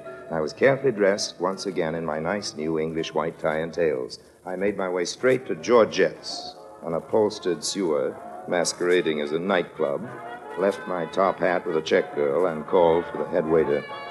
Good evening, sir. You are alone, monsieur? Perhaps I can get mine here at table, near the floor, senor. Where's Georgette? I beg pardon?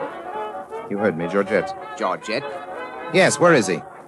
There's no one here by that name, sir. This is for you. Oh, thank you, sir. Thank you very much. Please come this way. Through here, sir. Thanks. If you will step through the kitchen, sir. Here we are. J'espère vous voir demain, chérie. Nous allons parler ensemble. Excuse, please. Yes, what is it? It's a gentleman here who says he knows you. Oh, yes, and who? Harry. Hiya, George. Well, Harry. Just a minute. Je vous verrai demain, comme d'habitude, oui? Oui, au revoir. Well, Harry. May I sit down? I won't be able to stop you. What you after? Information. Willing to pay for it. With money? With money. Top market price. You know an agent called Brunel? Suppose I did. Who's shaking her down? Who wants to know? People with the money, George. There's a lovely American Cadillac, Harry. Custom-made body. I'll give you the address of the man who wants to sell it. I'll drive it over to your place tomorrow. What's the address? Not my address, Harry. That wouldn't be very discreet. There's a new nightclub out by the pyramids. The Sphinx? You get around, don't you? Want the car at the Sphinx? Yes, leave it in the parking lot about midnight tomorrow. Give the key to the doorman. And then what? I'll have a table reserved for us inside. If you don't like what I tell you, you can take back the key. Otherwise, I drive home in a new Cadillac, okay? The next day, I bought the car. And that night, I left it in the parking lot by the Sphinx. I got a nice big salam from the Senegalese doorman when I gave him the car key. And inside, I found Georgette waiting for me at a ringside table. Ah, it's a nice place, isn't it? Hello, Not Harry. better than that flea bag of yours. What are you drinking? Anisette. Make mine a double scotch. Now then, let's have the dope. I hate to do this, Harry. It goes against my Don't principles. cut it you know, out, but, Georgie boy. Let's get down to case. The party you were asking about has a sister. No, is that it? A younger sister. Where's she now? She's in Istanbul, too, but she isn't free to move around very much. You mean it's a snatch? You might say she's been held as a hostage. Who's doing the holding? The young lady whose name, by the way, is Julie, arrived in Turkey 3 weeks ago for a holiday. She's been going to school in Switzerland. She hadn't seen her older sister for a year. Come on, Georgette, where is she? You might say she's a guest at a certain embassy. What embassy? I prefer not to use proper names, Harry. Here's the address. Yes, George. I told you not to use any names, Harry. Yeah, tough gang here in Istanbul, even for Nazis, ever since Van Papen was Give me your shot. name and I leave. Not by car, sweetheart. The key the doorman's holding doesn't fit. Crossing me up as usual, Not Harry. at all. Here's the real key. You get it when you're finished. Finished what? I told you everything I know. You told me Brunel's sister's been kidnapped by the Keep your voice Germans. down, Harry. Okay. Sister's being held in the German embassy. How long do you think they can keep her? No guess is as good as mine. I'd say for as long as Brunel herself can be forced to function effectively. You mean as a double agent? Of course. She must have got onto something good, and the Germans must be particularly anxious for her not to spill it. They're probably hoping to use it to lead your people just as far away from the truth as possible, and for as long as possible. And what happens when Brunel gets tired of cooperating? She's very fond of that kid sister. Well, what happens to her finally, to Julie, I mean? They'll kill her, won't they? Yes. I should think so. Waiter, bring me another anisette.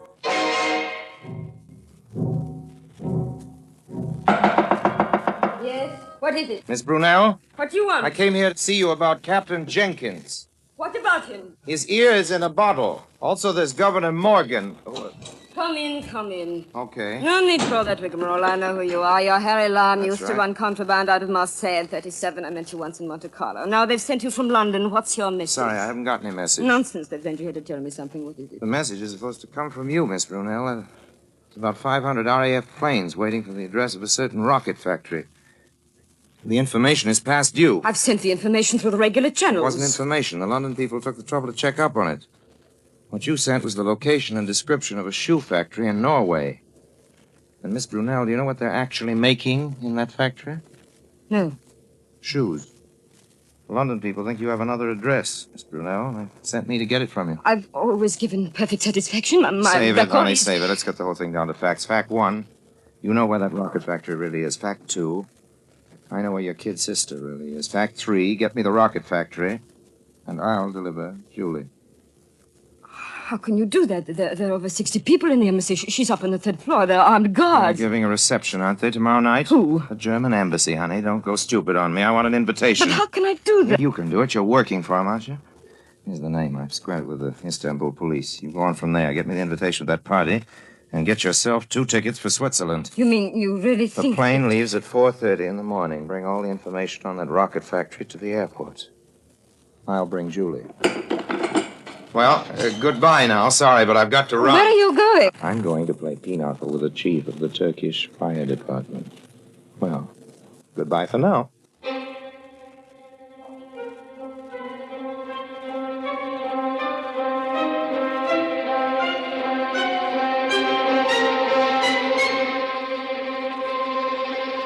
Promptly at 10 the next night, bearing my invitation from the Nazi embassy, courtesy of Miss Brunel, and wearing the best Savile Row white tie and tails, courtesy of the Allied command, I paid my respects to His Excellency, the German ambassador. Hi, Hitler. Good evening, sir. Mr. Cotton, Cotton, isn't it? yes. Yes, I believe that is the name, Mr. Cotton. Cotton is the name, yes, sir. Good evening, Mr. Ambassador. It's awfully nice of you to invite me. Oh, it is our Thank you very pleasure, much, Mr. sir. Cotton. The German Reich is particularly interested in the development of industry. Oh, yes, indeed. I would like to put a few questions to you privately, Mr. Cotton. Won't Well, you please step this way? Well, Mr. Ambassador... I won't keep you long if you will just step into the elevator. All right. After you, please. Thanks. Yeah. It is rash to talk serious business in this large public gathering. We will be much quieter in my study. Yes, I dare say. After you, please. Through here, Mr. Lime. Hey. Put up your hands, Mr. Lime. High. And keep them there.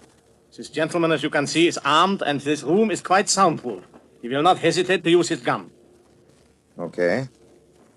Now what happens? We will discuss that a bit later, Mr. Lime. Now I must return to my guests. Meanwhile, Gerhard here will keep you company.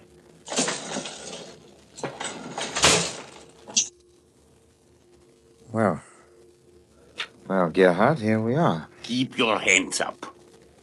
The ambassador says I'm stupid, Gerhard. Do you agree with him? All the Americans are stupid. Do you think it'd be stupid for me to try to get that gun away from you, Gerhard? Well, I suppose it would, but...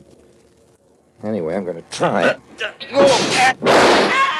Sorry I only got you in the leg, old man, but I never was much of a shot. What I need today is to practice my marksmanship, and since this is such a nice soundproof... What are you doing? What shall I try for, Gerhard? An arm or the other leg? No! All right, then. Where's the girl? What girl? It was your right hand, wasn't it, Gerhard? Now then, let's try for a foot. No, she's in there. Through that door. Okay, thanks. Julie! What do you want? I'm not one of the Nazis, Julie. You have to take my word for it. I'm your sister's friend. There's the elevator. The elevator? They're coming up. Bolt the door. It won't do any good. This door is the only way out. Well, there's the window. No use. The window's locked, isn't it? Here, give me that chair. I tell you, it's no use. 1, 2, 3. There's big gardens on this side of the house. No one will hear. And beside the embassy guards. Oh, they're starting to break down the door. Jump, Julie. Through the window. Through the window. Where else, you little mug? It's 4 stories to the ground. Shut up and jump. That's the girl. Put down that gun, Lime. Look out below, Julie. I'm coming after you. It's 4 stories, Lime. You wish to kill yourself? Well, Mr. Ambassador, you told me I was stupid. Auf Wiedersehen.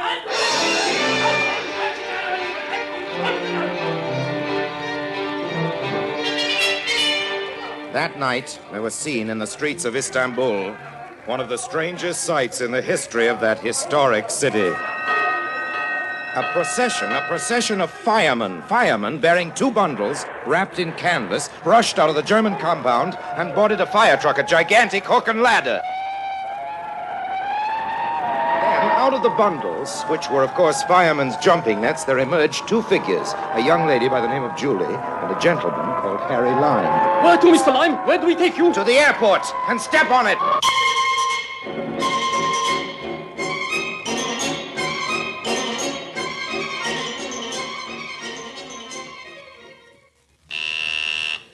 Yes? Major? Yes, come on, speak up. Corporal Lime is here, sir. Oh, he is he? Well, you can tell Corporal Lime I want to see him right now. Here I was back in London. Here was my Old friends, the Major and Captain Smith, only this time the Major had a new sheaf of papers concerning my exploits on the desk in front of him.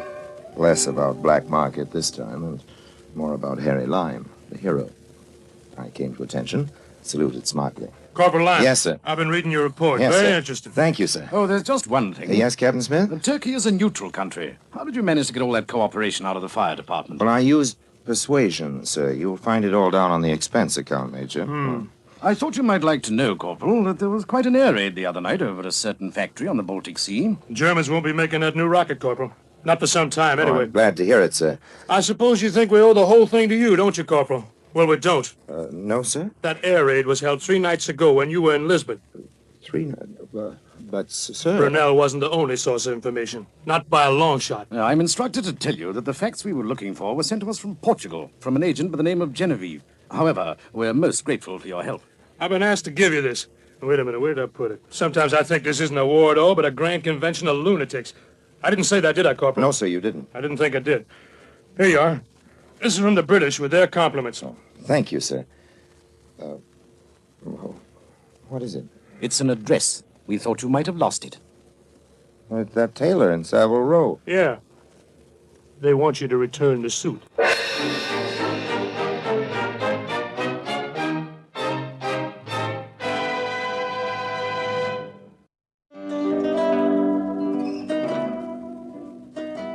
One thing about Genevieve, she taught me a lesson. Now I understand why women make better spies than men. They're so obviously more honest. You know, you always presume they're lying and never even suspect that they might be telling the truth.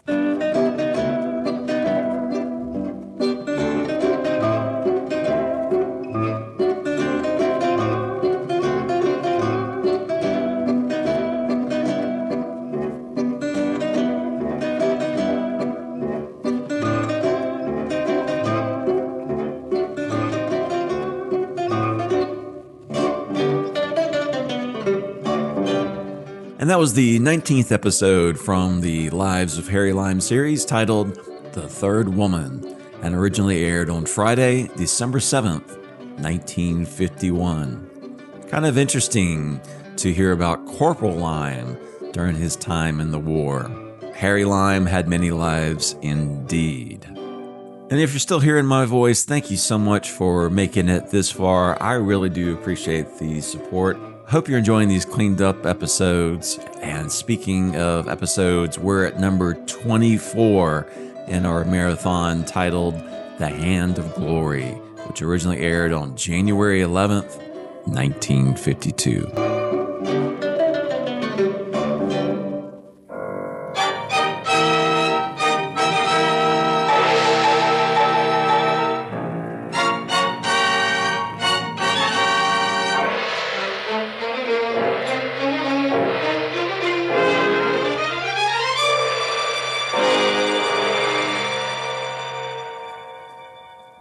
Presenting Orson Welles as the Third Man.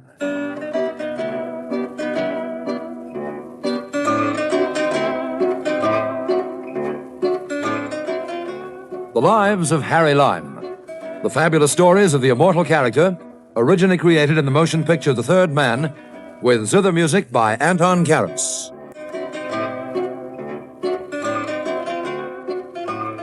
Harry Steve! Harry Steve!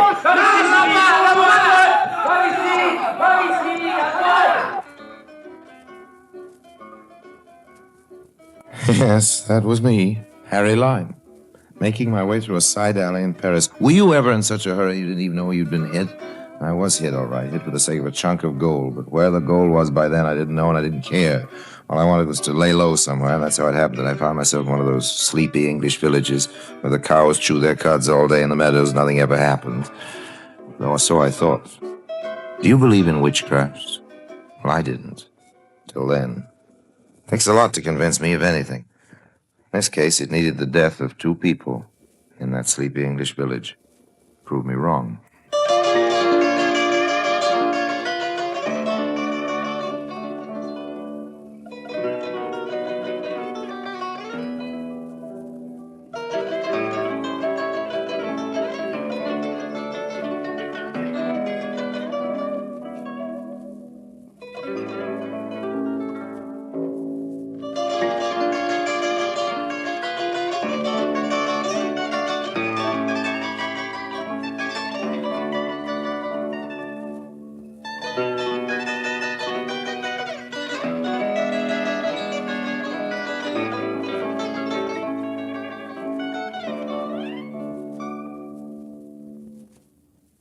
And now, Orson Welles as Harry Lime, the third man, in The Hand of Glory.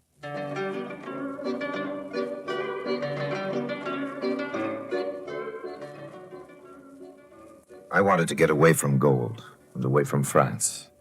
On the boat for the Channel crossing, all I cared for was being quiet. Very, very quiet. I guess I looked like just another bum. I was pretty seedy, you know, and my arm was in a sling. I was feeling kind of faint, too, and then I felt someone touch my arm.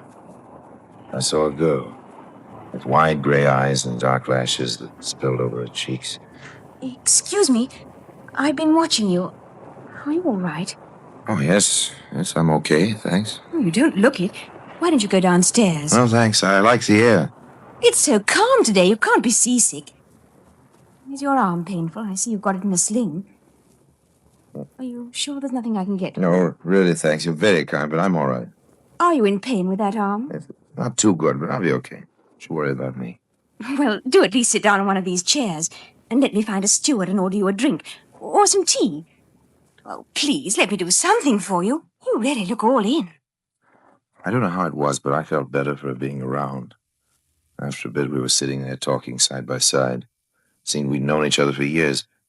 I told her how I got to go to England on business, how I'd been negotiating a rather tricky bit of business, in fact, and how the anxiety of it had made me exhausted. She was all sympathy. And when you've got your negotiations through, what you need is a few weeks' real rest. Without any worries, without anybody chasing about after you. Chasing about after, oh, yes. You're business associates, you mean? Life's so full of worries these days for everyone. You ought to come and stay in the village where I live. It's so sleepy and quiet, nothing ever happens there. It sounds perfect. Well, it just suit me. I've had a really tricky time just lately, and then being run into by a car on top of it all. You must come and stay with us. My uncles, I was telling you about them. They'd be delighted. Wouldn't they be a bit surprised? I mean, a stranger arriving? Oh, they love strangers. And nothing ever surprises Uncle John and Uncle Gregory. It's you who'd have the surprise. I would. Well, they're a little odd. A couple of old dears, but a bit eccentric. Oh, yeah? Tell me about them. Tell me about your home. There's nothing to tell. The village is all apple blossom and nightingales at this time of the year. And our house is on the hill. It's very old. My uncles have lived in it since they retired. Well, what did they do before they retired? They were scientists. And now they still spend all their time in a laboratory they've built at the top of the house. All day they go up there. And at night, too. Well, must be pretty dull for you. Yes, I get very lonely sometimes. Do you? What's your name? Helen. Helen Carew. A pretty name. Suit a pretty face. Thank you. Then you come and stay? All right. Yes. Thank you, I'll come.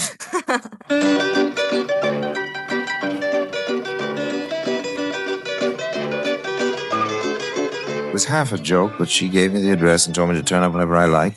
Seemed a bit stuck on me. I found it flattering. A week or two later, I fetched up at that little village, Fallowmere, it's called. There in the heart of the fen country. When I got to the station, there was a message from Helen saying the car had broken down. She'd be along in a quarter of an hour, so I whaled away the time, going to the local for a pint. The place was empty. Landlord and I got talking. Now, this is what I call a typical old English village. Folks in America come miles to see a place like this. It's well enough, but I'd get out if I saw the opportunity. Well, you would? Why? Too sleepy for you? Maybe. Have one on me. Oh, thanks. Maybe you're one of those up-and-coming chaps who like town life. Is that right? No, I'm a countryman. But I'm looking out for somewhere else. My wife feels the same about Fallowmere. Oh, does she? Well, I know I'd stop here to the end of my days if I had the chance. And we're not the only ones who are making plans to go. This place doesn't bring luck to anyone. Oh, but it brings visitors in the summer. Swarms of them. You're wrong there, sir. Oh? Dead wrong. They won't come. Why? What's the matter with the place? That's what we'd all like to know. I don't get you. Maybe it's as well you don't. What's it you're driving at? Folks aren't lucky around this way, that's all. Lucky? What do you mean? Well, I'm not saying it's anything really, but the crops rot, the cattle ail, the pigs get sick, and a man's discouraged before he's begun. Sounds pretty queer to me. It is pretty queer. And I can tell you something even queerer. Okay, tell me. It's the children. Every now and again, one of them begins to go, pointing away. That's all you can call it. A child gets hollow-cheeked and pale, and in a couple of months, it's all over, and no one can tell why. Oh. Sounds very strange to me. And I was told it was a village where nothing ever happens. Well, sir, you've come to stay here. Let's hope you find it that way.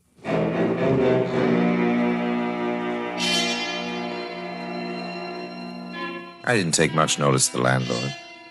I saw Helen standing in the doorway in a cool summer frock with the sunshine behind her. I forgot everything he'd said.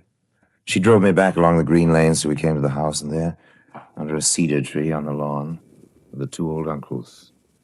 They got on their Panama hats, and tea was set on a silver tray on a table. Ah, the stranger.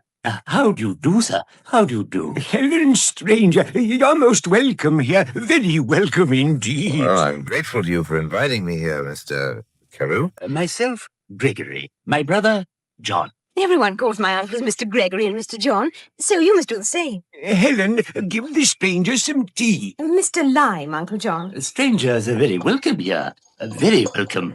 Sometimes we go for weeks, months, without a stranger coming here. And never yet two strangers.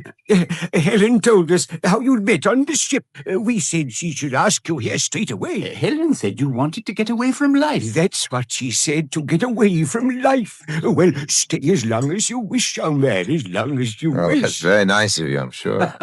Not kind at all. Now, if you will excuse me, we have some work to do. We don't allow more than half an hour for tea each day. We shall have the pleasure of seeing you at dinner. Well, thank you, sir. Don't thank me. You've nothing to thank me for. Nothing to thank either of us for. Au revoir. Yeah, your uncles. I had no idea they still worked. They're going to the laboratory. Hmm. I told you how they spend all their time in it. No one ever goes into it but them. Not even to clean it? They clean it themselves. Oh, please try and understand about them. I'm sorry they were so strange with you. Well, they were very nice and welcoming. You said they were scientists, both of them? Yes, they're twins, you see. They've always done everything together. And now they've got a kind of obsession. I think I ought to explain about it. Obsession? What do you mean? What sort of obsession? They think of nothing but gold. They want to find out how to make it. A lot of other folks like to find out the same thing. With my uncles, it's become a kind of sacred trust. They're determined to find out the secret of how to make gold before they die. Are they? They'll have to be pretty quick about it, won't they? Oh, they're very hale and hearty. I expect they'll start talking about gold tonight at dinner. So now that I've told you, if they do, you'll be ready to talk about it too, won't you? Oh, of course. Sure. Don't worry. I'm always ready to talk about gold. The transmuting of base metals into noble ones, Mr. Stranger. With the touch of the philosopher's stone, a man could transmute base metal into 1,000,000 times as much gold. Alchemy, isn't that what it's called? It has been called alchemy for many hundreds of years. No one has found the secret yet. The power to know all is what we need. Don't you see, young man, what is wrong with the world today? Mankind is killing himself in the search for gold. Greed, striving, anger, leading to war, starvation, and famine. Find gold, find the key to what you're seeking, and your wars are gone. The world has prosperity and happiness. Gold pours forth over the world, and all excuse for bitterness is gone. I can see your point. It's certainly a pity no one can find out how to make it.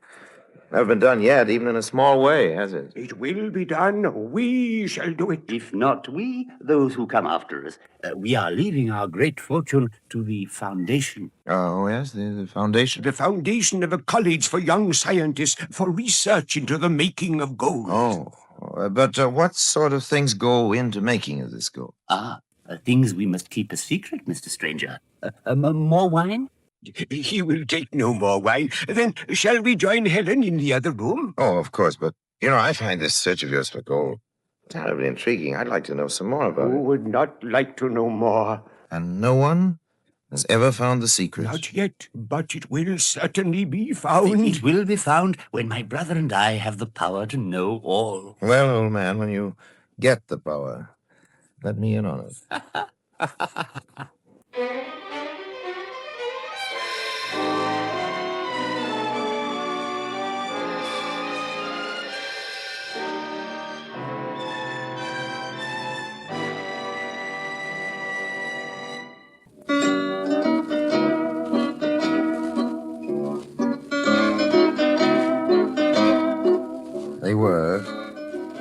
mildly an odd couple, those two old gentlemen with their velvet smoking jackets. After dinner each night, they'd go off to their laboratory. Helen and I were left on our own. I felt sorry for her. She seemed wistful, and those big gray eyes of hers really melted me, but sometimes I had an idea she was sizing me up. She used to get me to talk about my business affairs. In a couple of weeks, I'd build up quite a big office and a whole firm around myself. I got to know everyone in it, down to the lowest of the clerks. That was all very well. But what interested me was this laboratory, the search for gold. One night after I'd heard the uncles going up to bed, I decided to have a look at things myself.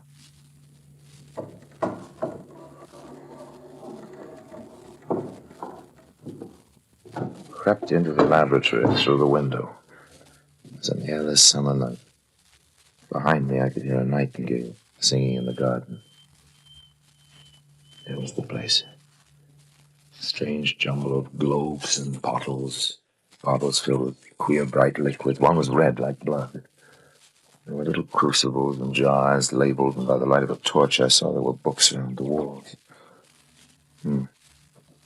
Sulfur, mercury, nitric acid, arsenic, cognac, crystal. And this file's labeled pigeon's blood. What can they want that for? There's a little figure made of wax. Mandragora, cinquefoil, hybrid. Do they need that for making gold? I began to wonder. I began to think. I looked at the wax figure, and I saw that it was the figure of a child. And then gradually, I knew it wasn't only alchemy the old men practiced in that laboratory. It was witchcraft. I reached out for one of the books, began to read. Make an image in his name, whom you would hurt or kill, a virgin you wax, the person whose death you desire, the dust of a dead man. To make the hand of glory, let the hand of a murdered stranger be cut from him, and the hair of a stranger that is hanged, placed within it as a wick. Let it burn through the night, and you shall have the power to know all.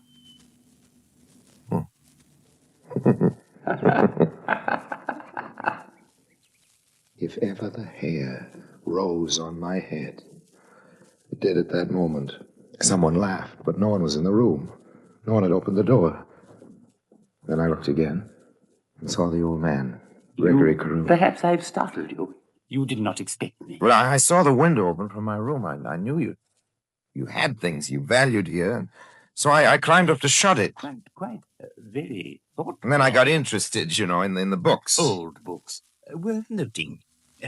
Pray do not let me interrupt you.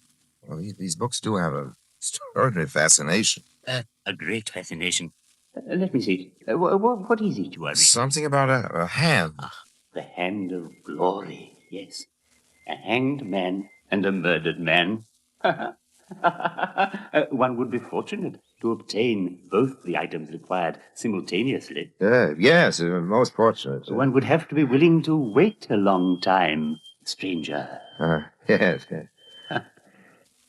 How sweetly the nightingale sings. Yes. And now we will close up the laboratory and go back, each to our own room. Let me thank you again for your solicitude. I will show you down the staircase to your room, stranger. He came behind me in the darkness, moving softly. All the time I could hear him still behind me. But at my door he said good night politely, and without another word he left me. I sat for a long time thinking. But all the same, I didn't particularly care for it when the old man still called me stranger.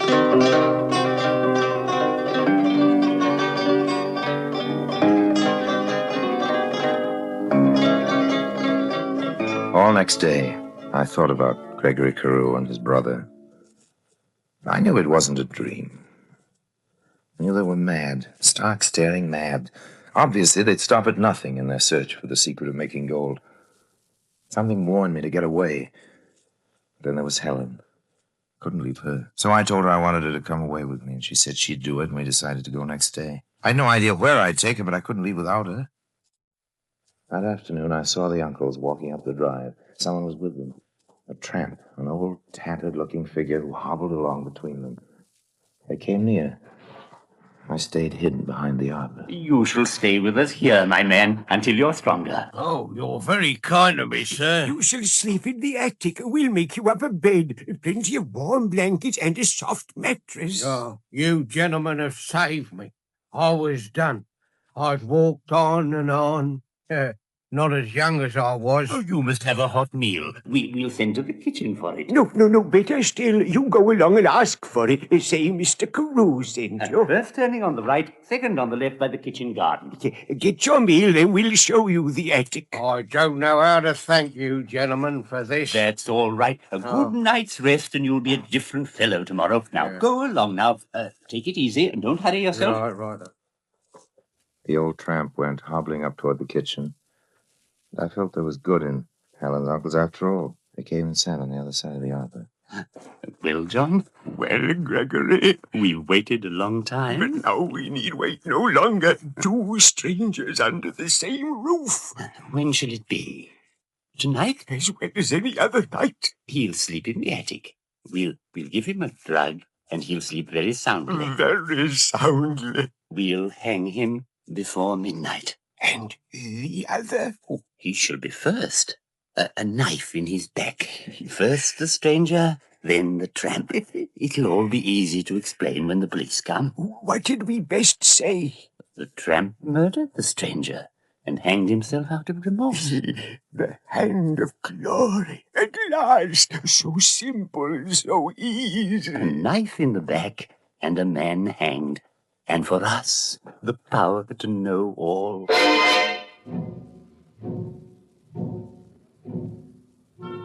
So that was it. I'd found out the role for which I was being cast. Very nice. If you go for that sort of thing. That night, I didn't go to bed. I hid behind the curtains of the big window in my room. Outside, the nightingale was still singing. The moon shone brightly. I waited. And just before midnight, the handle of my door began to turn. Quietly. It's dark in here. The bed is there, in the shadow. Have you the knife? I have it here. You have done it. And no sound. The bed is empty. The stranger's gone. Gone? You have betrayed us. No, but now I see it all. You were afraid. You warned him. Liar, you have hidden him for your own purposes, your own ends. No, you were afraid. Liar. You know the secret, would you? You take the gold from me, your own brother. Where is the stranger? I don't know. I tell you, I don't know. Let me go. Let me go. I tell you, I don't know. Liar. You have done this to me, your own brother. My own brother has done this to me. Let me go, Gregory. I raise the house. You will not raise the house. Give me that knife. Give me that knife. No, you shall pay for what you've done. Take that and that's him.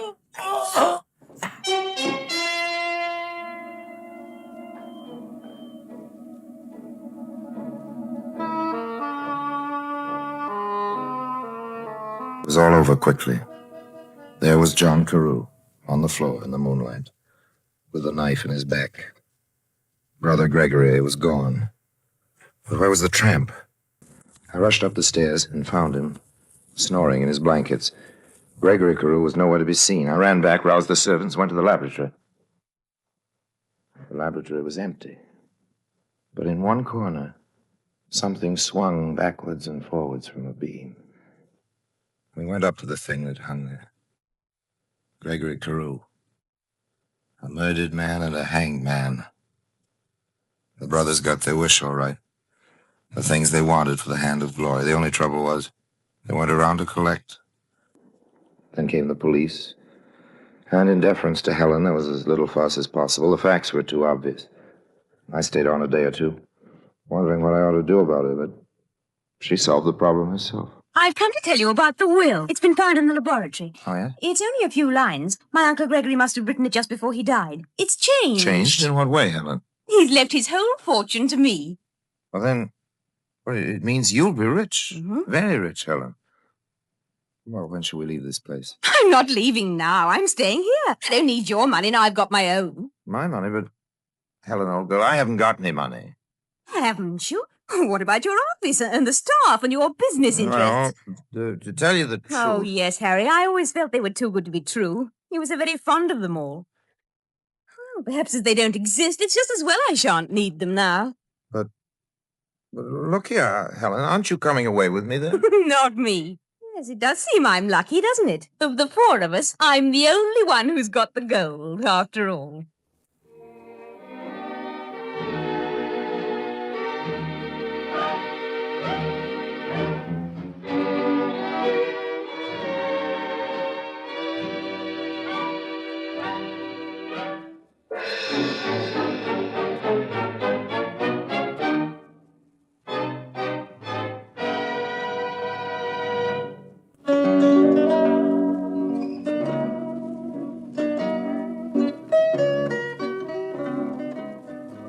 Oh, yes. In this age of radar, jet propulsion, television, and atomic energy, there's still room for witchcraft. They don't go for broomsticks anymore, but there's lots of witches. They don't bother with black cats. They settle for mink.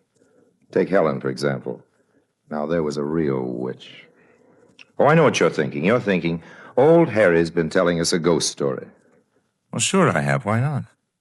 After all, there are such things as ghosts.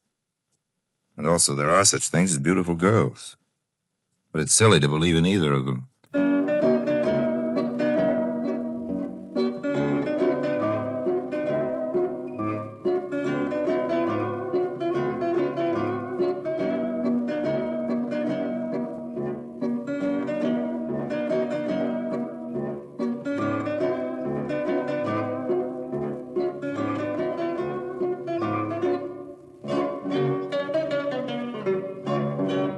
And that was episode 24 from the Lives of Harry Lime radio series titled The Hand of Glory, and originally aired on Friday, January 11th, 1952.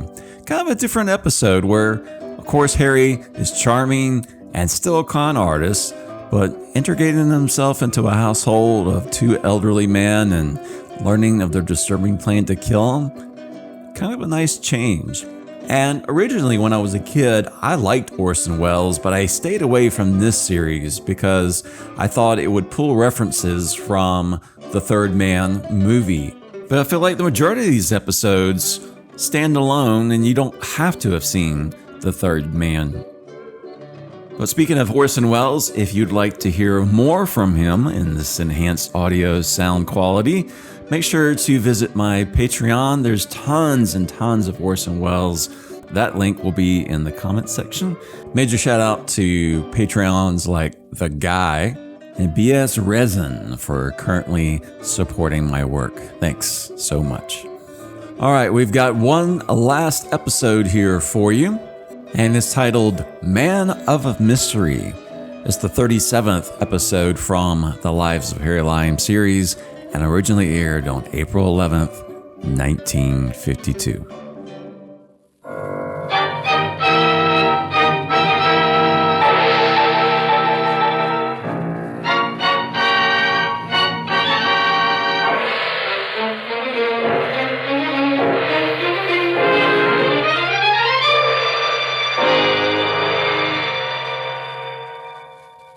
Presenting Orson Welles as the Third Man.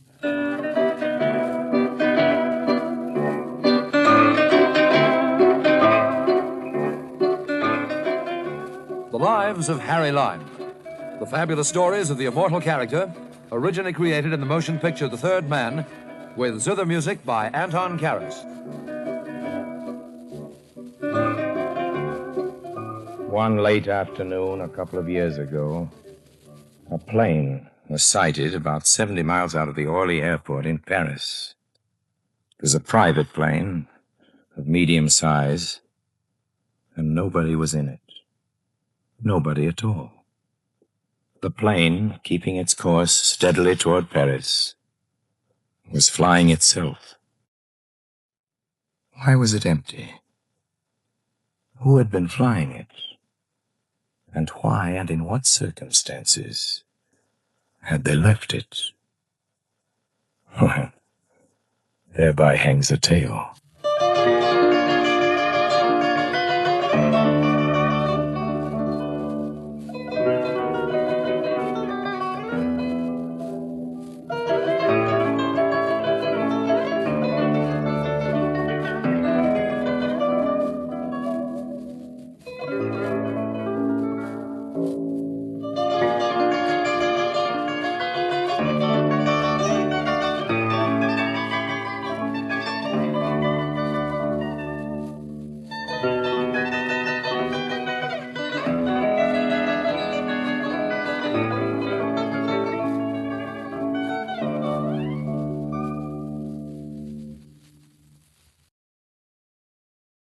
And now, Orson Welles as Harry Lime, the third man, in today's story, Man of Mystery.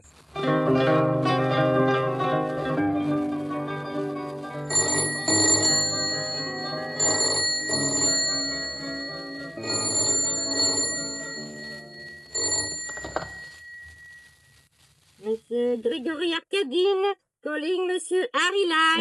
Yes, Harry Lime speaking. One moment, please. Hello? Hello? Hello, this is Gregory Arcadian. Yes? I am at the Hotel de Cap in Antibes. Come and see me tonight. I have a job. Well, I'm in Vienna. Well, there isn't a plane out of here until Saturday. I am sending you mine. Your what? My private plane. This is Arcadian speaking. Oh? Gregory Arcadian. You know who that is? Yes, I think so. You think you know who is Gregory Arcadian? My friend, that is wonderful answer. More wonderful than you guess. I'll see you soon, Mr. Lime, yes? After dinner tonight.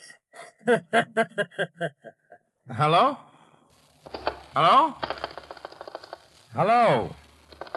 Hello? Oh, yeah.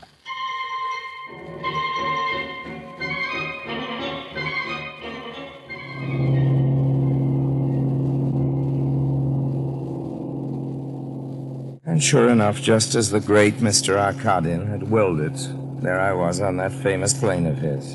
And promptly after dinner, there I was at the Hotel de Cap, which is in Antibes, which is in the south of France. Science is wonderful, and so is money.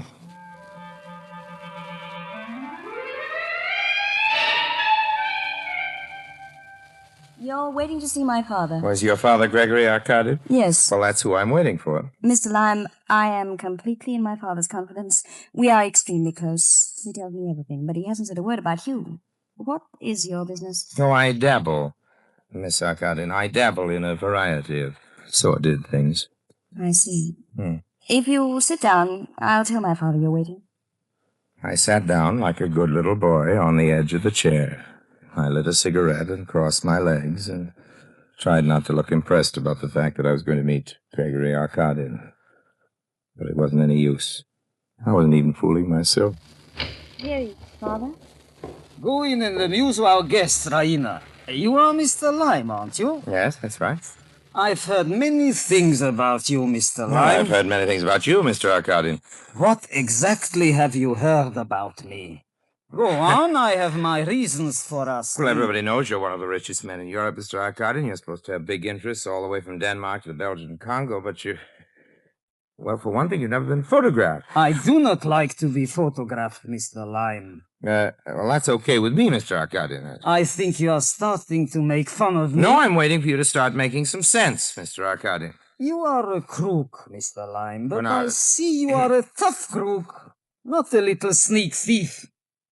Tell me, did you ever hear of something called an intelligence check? Intelligence check? Yes, I think so. Does that mean some sort of check by an intelligence service in the army or something on a man's past? Isn't that what it Some is? sort of.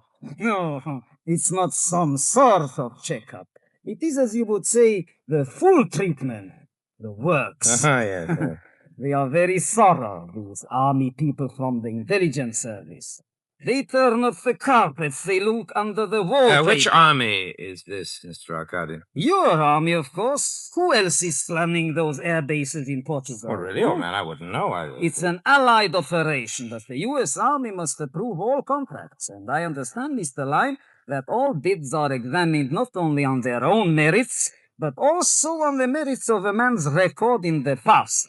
This is their famous intelligence check. Okay. Now you're beginning to make a little sense. You want the contracts for building these bases, and you're afraid of an investigation, so you want to hire me to help you cover up a few items that might not show up so nicely on your private file. Are you telling me or asking me, Mr. Lyme? I'm guessing. Well, guess again. No, let's play something else. How about Pachisi or Lotto? I am not playing games, Lyme. I am hiring you for a job of work. A minute ago, Arkadin, you called me a crook. It's a cinch you've got a touch of larceny on the brain, or you wouldn't have called me in. What's the offer?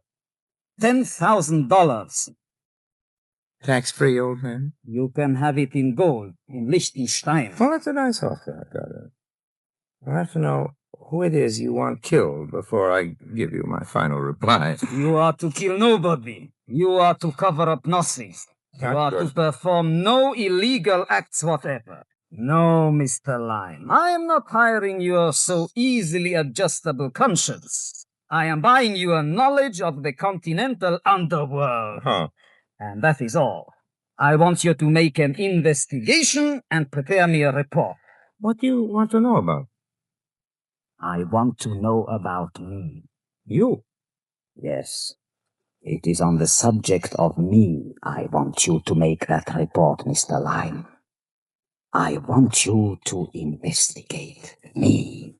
Well, okay, Mr. Cotton, but just what is it you're afraid they'll find out? I swear, Mr. Lyme, I wish I knew. Well, there must be something you wouldn't be so worried, and I guess you figure if I can't smoke it out, the FBI isn't likely to either, but still, Let me tell you a poetic little story. Okay, old man, if you insist. It is the winter of 27. Oh, really? I'm a young man, and the city is Lucerne in Switzerland. I have only the suit I was wearing and a wallet with 200,000 francs. Swiss francs. It was with that money that my present great fortune was built. Yeah. Well, the stages, Mr. Lyme, the stages by which I erected myself into the position of one of the richest men in the world may be traced. They call me a man of mystery in the newspapers, but really all of that story can be pieced together and checked. Yes, I'm sure, but... Mr. Lyme, what happened before the winter of 27? Well, that's for you to say. Where did I come from in my one suit? Who was my family? That's my real secret, Mr. Lyme. I don't know who I am.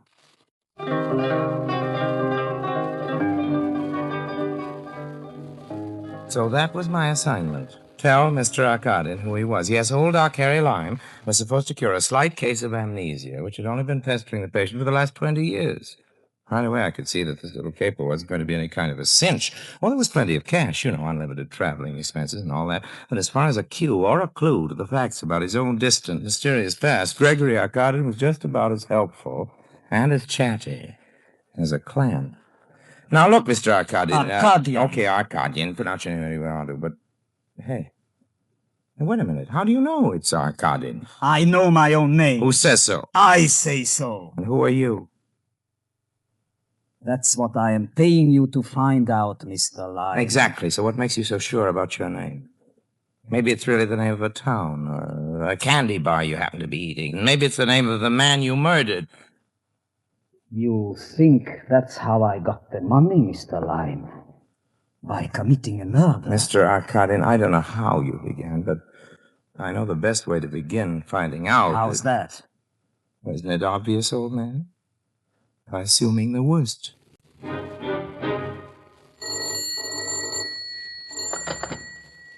Attire, Monsieur Grégory Arkadin, au demande de Monsieur Lyme, Monsieur Harry Lyme, à Zurich.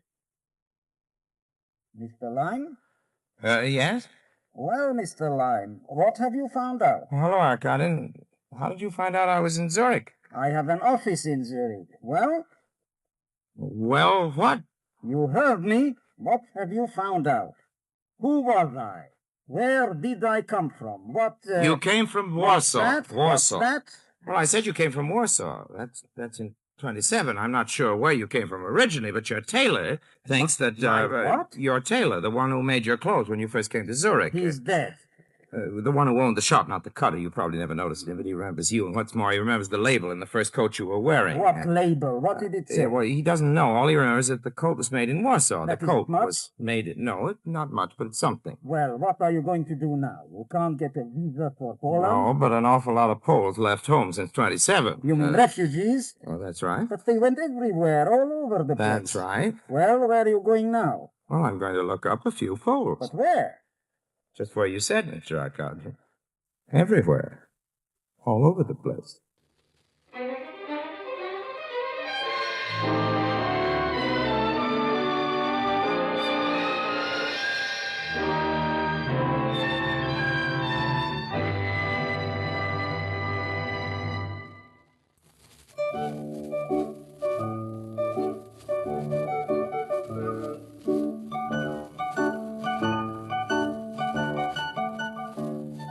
And now here I am in Paris, in Maxine's.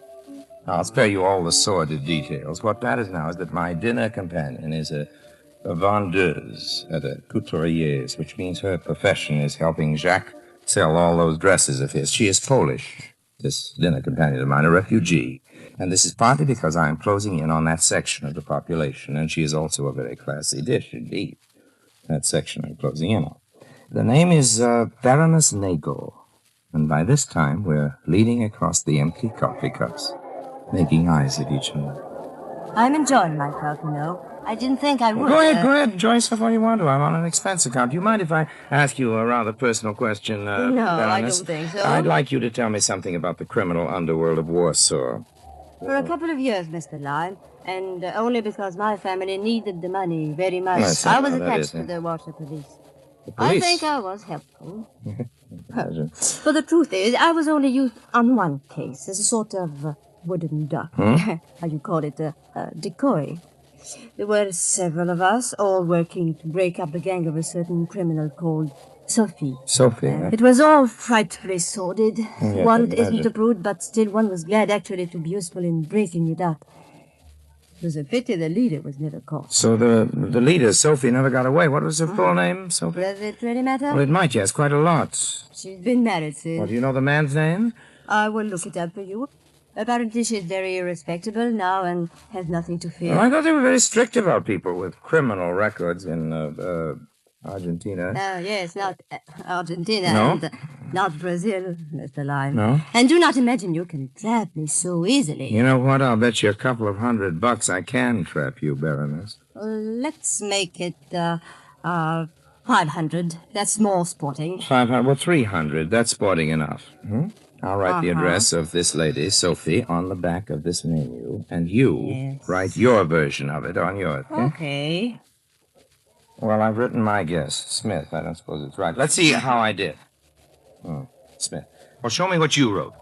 I would like to see, first of all, the states. All right. 1, 2, 3. And now let's see what you wrote. Thanks.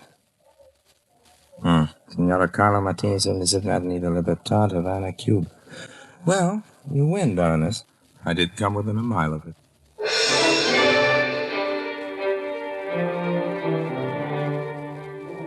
The next day, I was on my way to Cuba.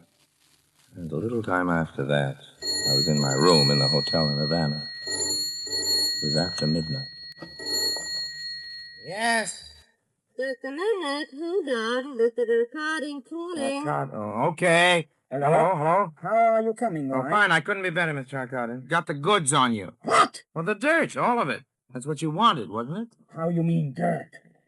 Well, I know all about before 27. What? Before 1927. I know what you were up to in Warsaw. Warsaw? Can you prove it? Sure. What's your room number? Maybe you didn't understand. I'm in Havana. So am I. I said Havana. I heard you. What's your number? 208. I'll be right down.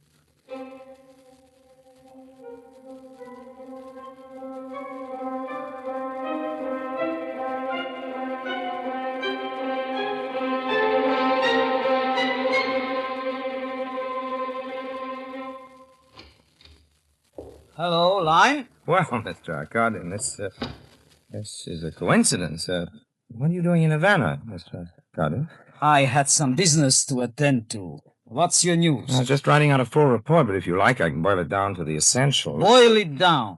Sophie Wyshinsky, is living. She's married bigamously, and her real husband, the character known as Oscar, is blackmailing her. What of And it? Oscar's a hophead. He takes heroin in large doses. What's that got to do with me? Well, I managed to lock Oscar away for a few days in a shack outside of town. I didn't give him any junk, and after a while he started talking. He talked quite a lot, Mr. Arkadin, and it's all going down in the report. Never mind the report. What did he say? Well, okay, I'll give it to you. If you're asking, there were 7 members operating in the gang headed in Warsaw by Sophie Wyshinsky. 3 of them are dead. 2, Andre Block and Jacob Hescheli's, are behind the Iron Curtain. Oscar, I've told you about. Well, that leaves 1 more. His name was Akim Athabadze. And in 1927, Athabadze absconded with some of the loot of the gang. The gang never found him, but I have another source, and I'll tell you about that later. But I managed to trace Mr. Athabadze to Zurich, where he changed his name. Does that mean anything to you? Why should it? Well, supposing I should tell you that the name he took was Arkadin. Gregory Arkadin. You'd have to prove it. I can. You're positive? Positive. You spoke of sources. Who are they? Well, it's very involved, Mr. Arkadin. I'm tired. I'd rather put the whole thing down in an orderly way in my report. And when will that be? Well, I'm leaving Cuba tomorrow, and then I'll have all the facts assembled in Paris, and I'll put it down by the end of the week and give it to you. I see. I hope you're mistaken, Mr. Lime. It would be a terrible thing if what you tell me is true. I'm not mistaken. Well, whatever happens, say nothing of this to my daughter. Absolutely nothing. Do I have your word on that? Of course. I wonder if you could possibly guess what an awful thing it is. To have only a conscience. A conscience. And no memory at all.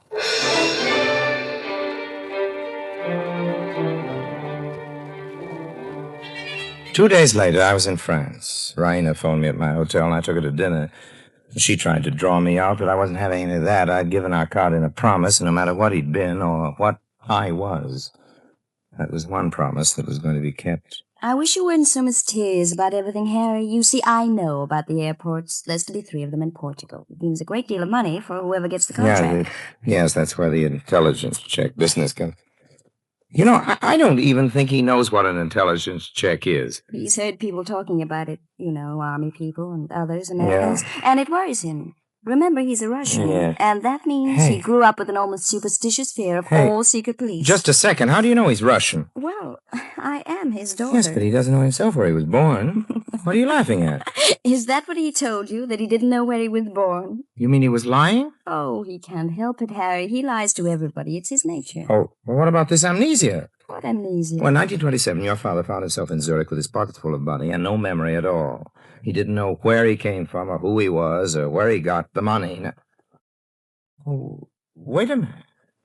You mean the whole thing was a lie? I never heard of amnesia lasting that long. More than 20 years. Except in cheap books and bad movies. Oh, Harry, you should have known better than to believe that one.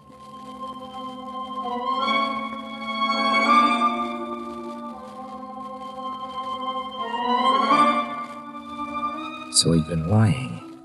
Lying all the time. He knew his past. As well as I knew my own. Well, just as I was absorbing that, the news came from Cuba. A friend in Havana sent it to me, a clipping from one of the newspapers. Said he thought I'd be interested. Well, I was. It seems that Signor Oskar Trebich and Signora Martini, formerly Sophie Wyshinsky of Poland, had been found together in a ditch in a suburb of Havana. Both were dead. They had been strangled.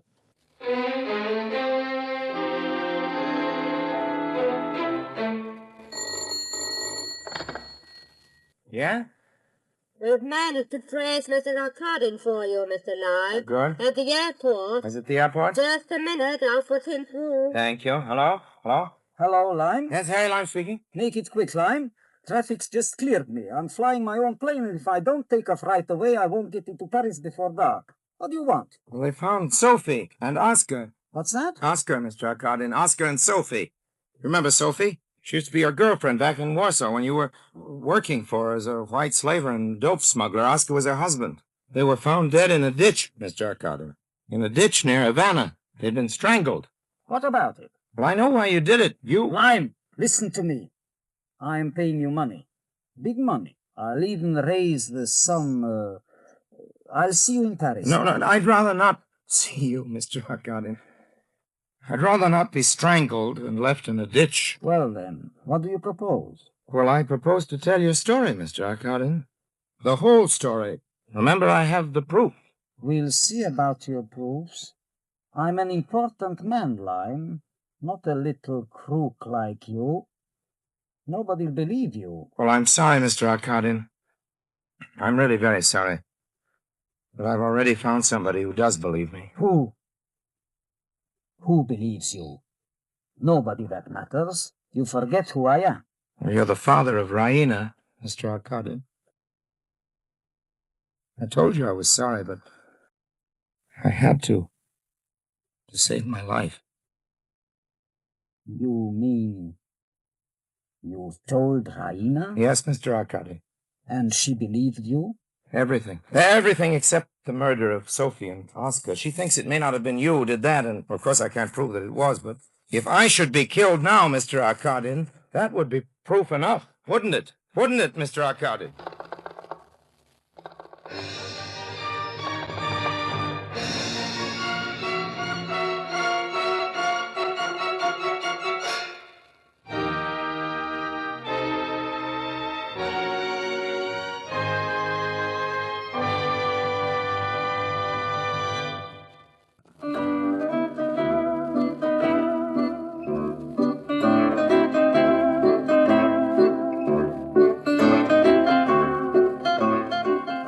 So, that's how the plane happened to be empty. Arkadin must have set the controls before he jumped out. But why? Why did he jump instead of crashing? I think because he wanted Raina to know it wasn't accidental. Because he wanted her to realize that rather than face her, knowing she knew about him, he preferred to die. But of course, that's only a theory. There wasn't any note in the plane, just the portfolio, the famous dispatch case he always traveled with, filled with all the great affairs of the world. No, we can only guess. Gregory Arkadin remained, even to the last, a man of mystery.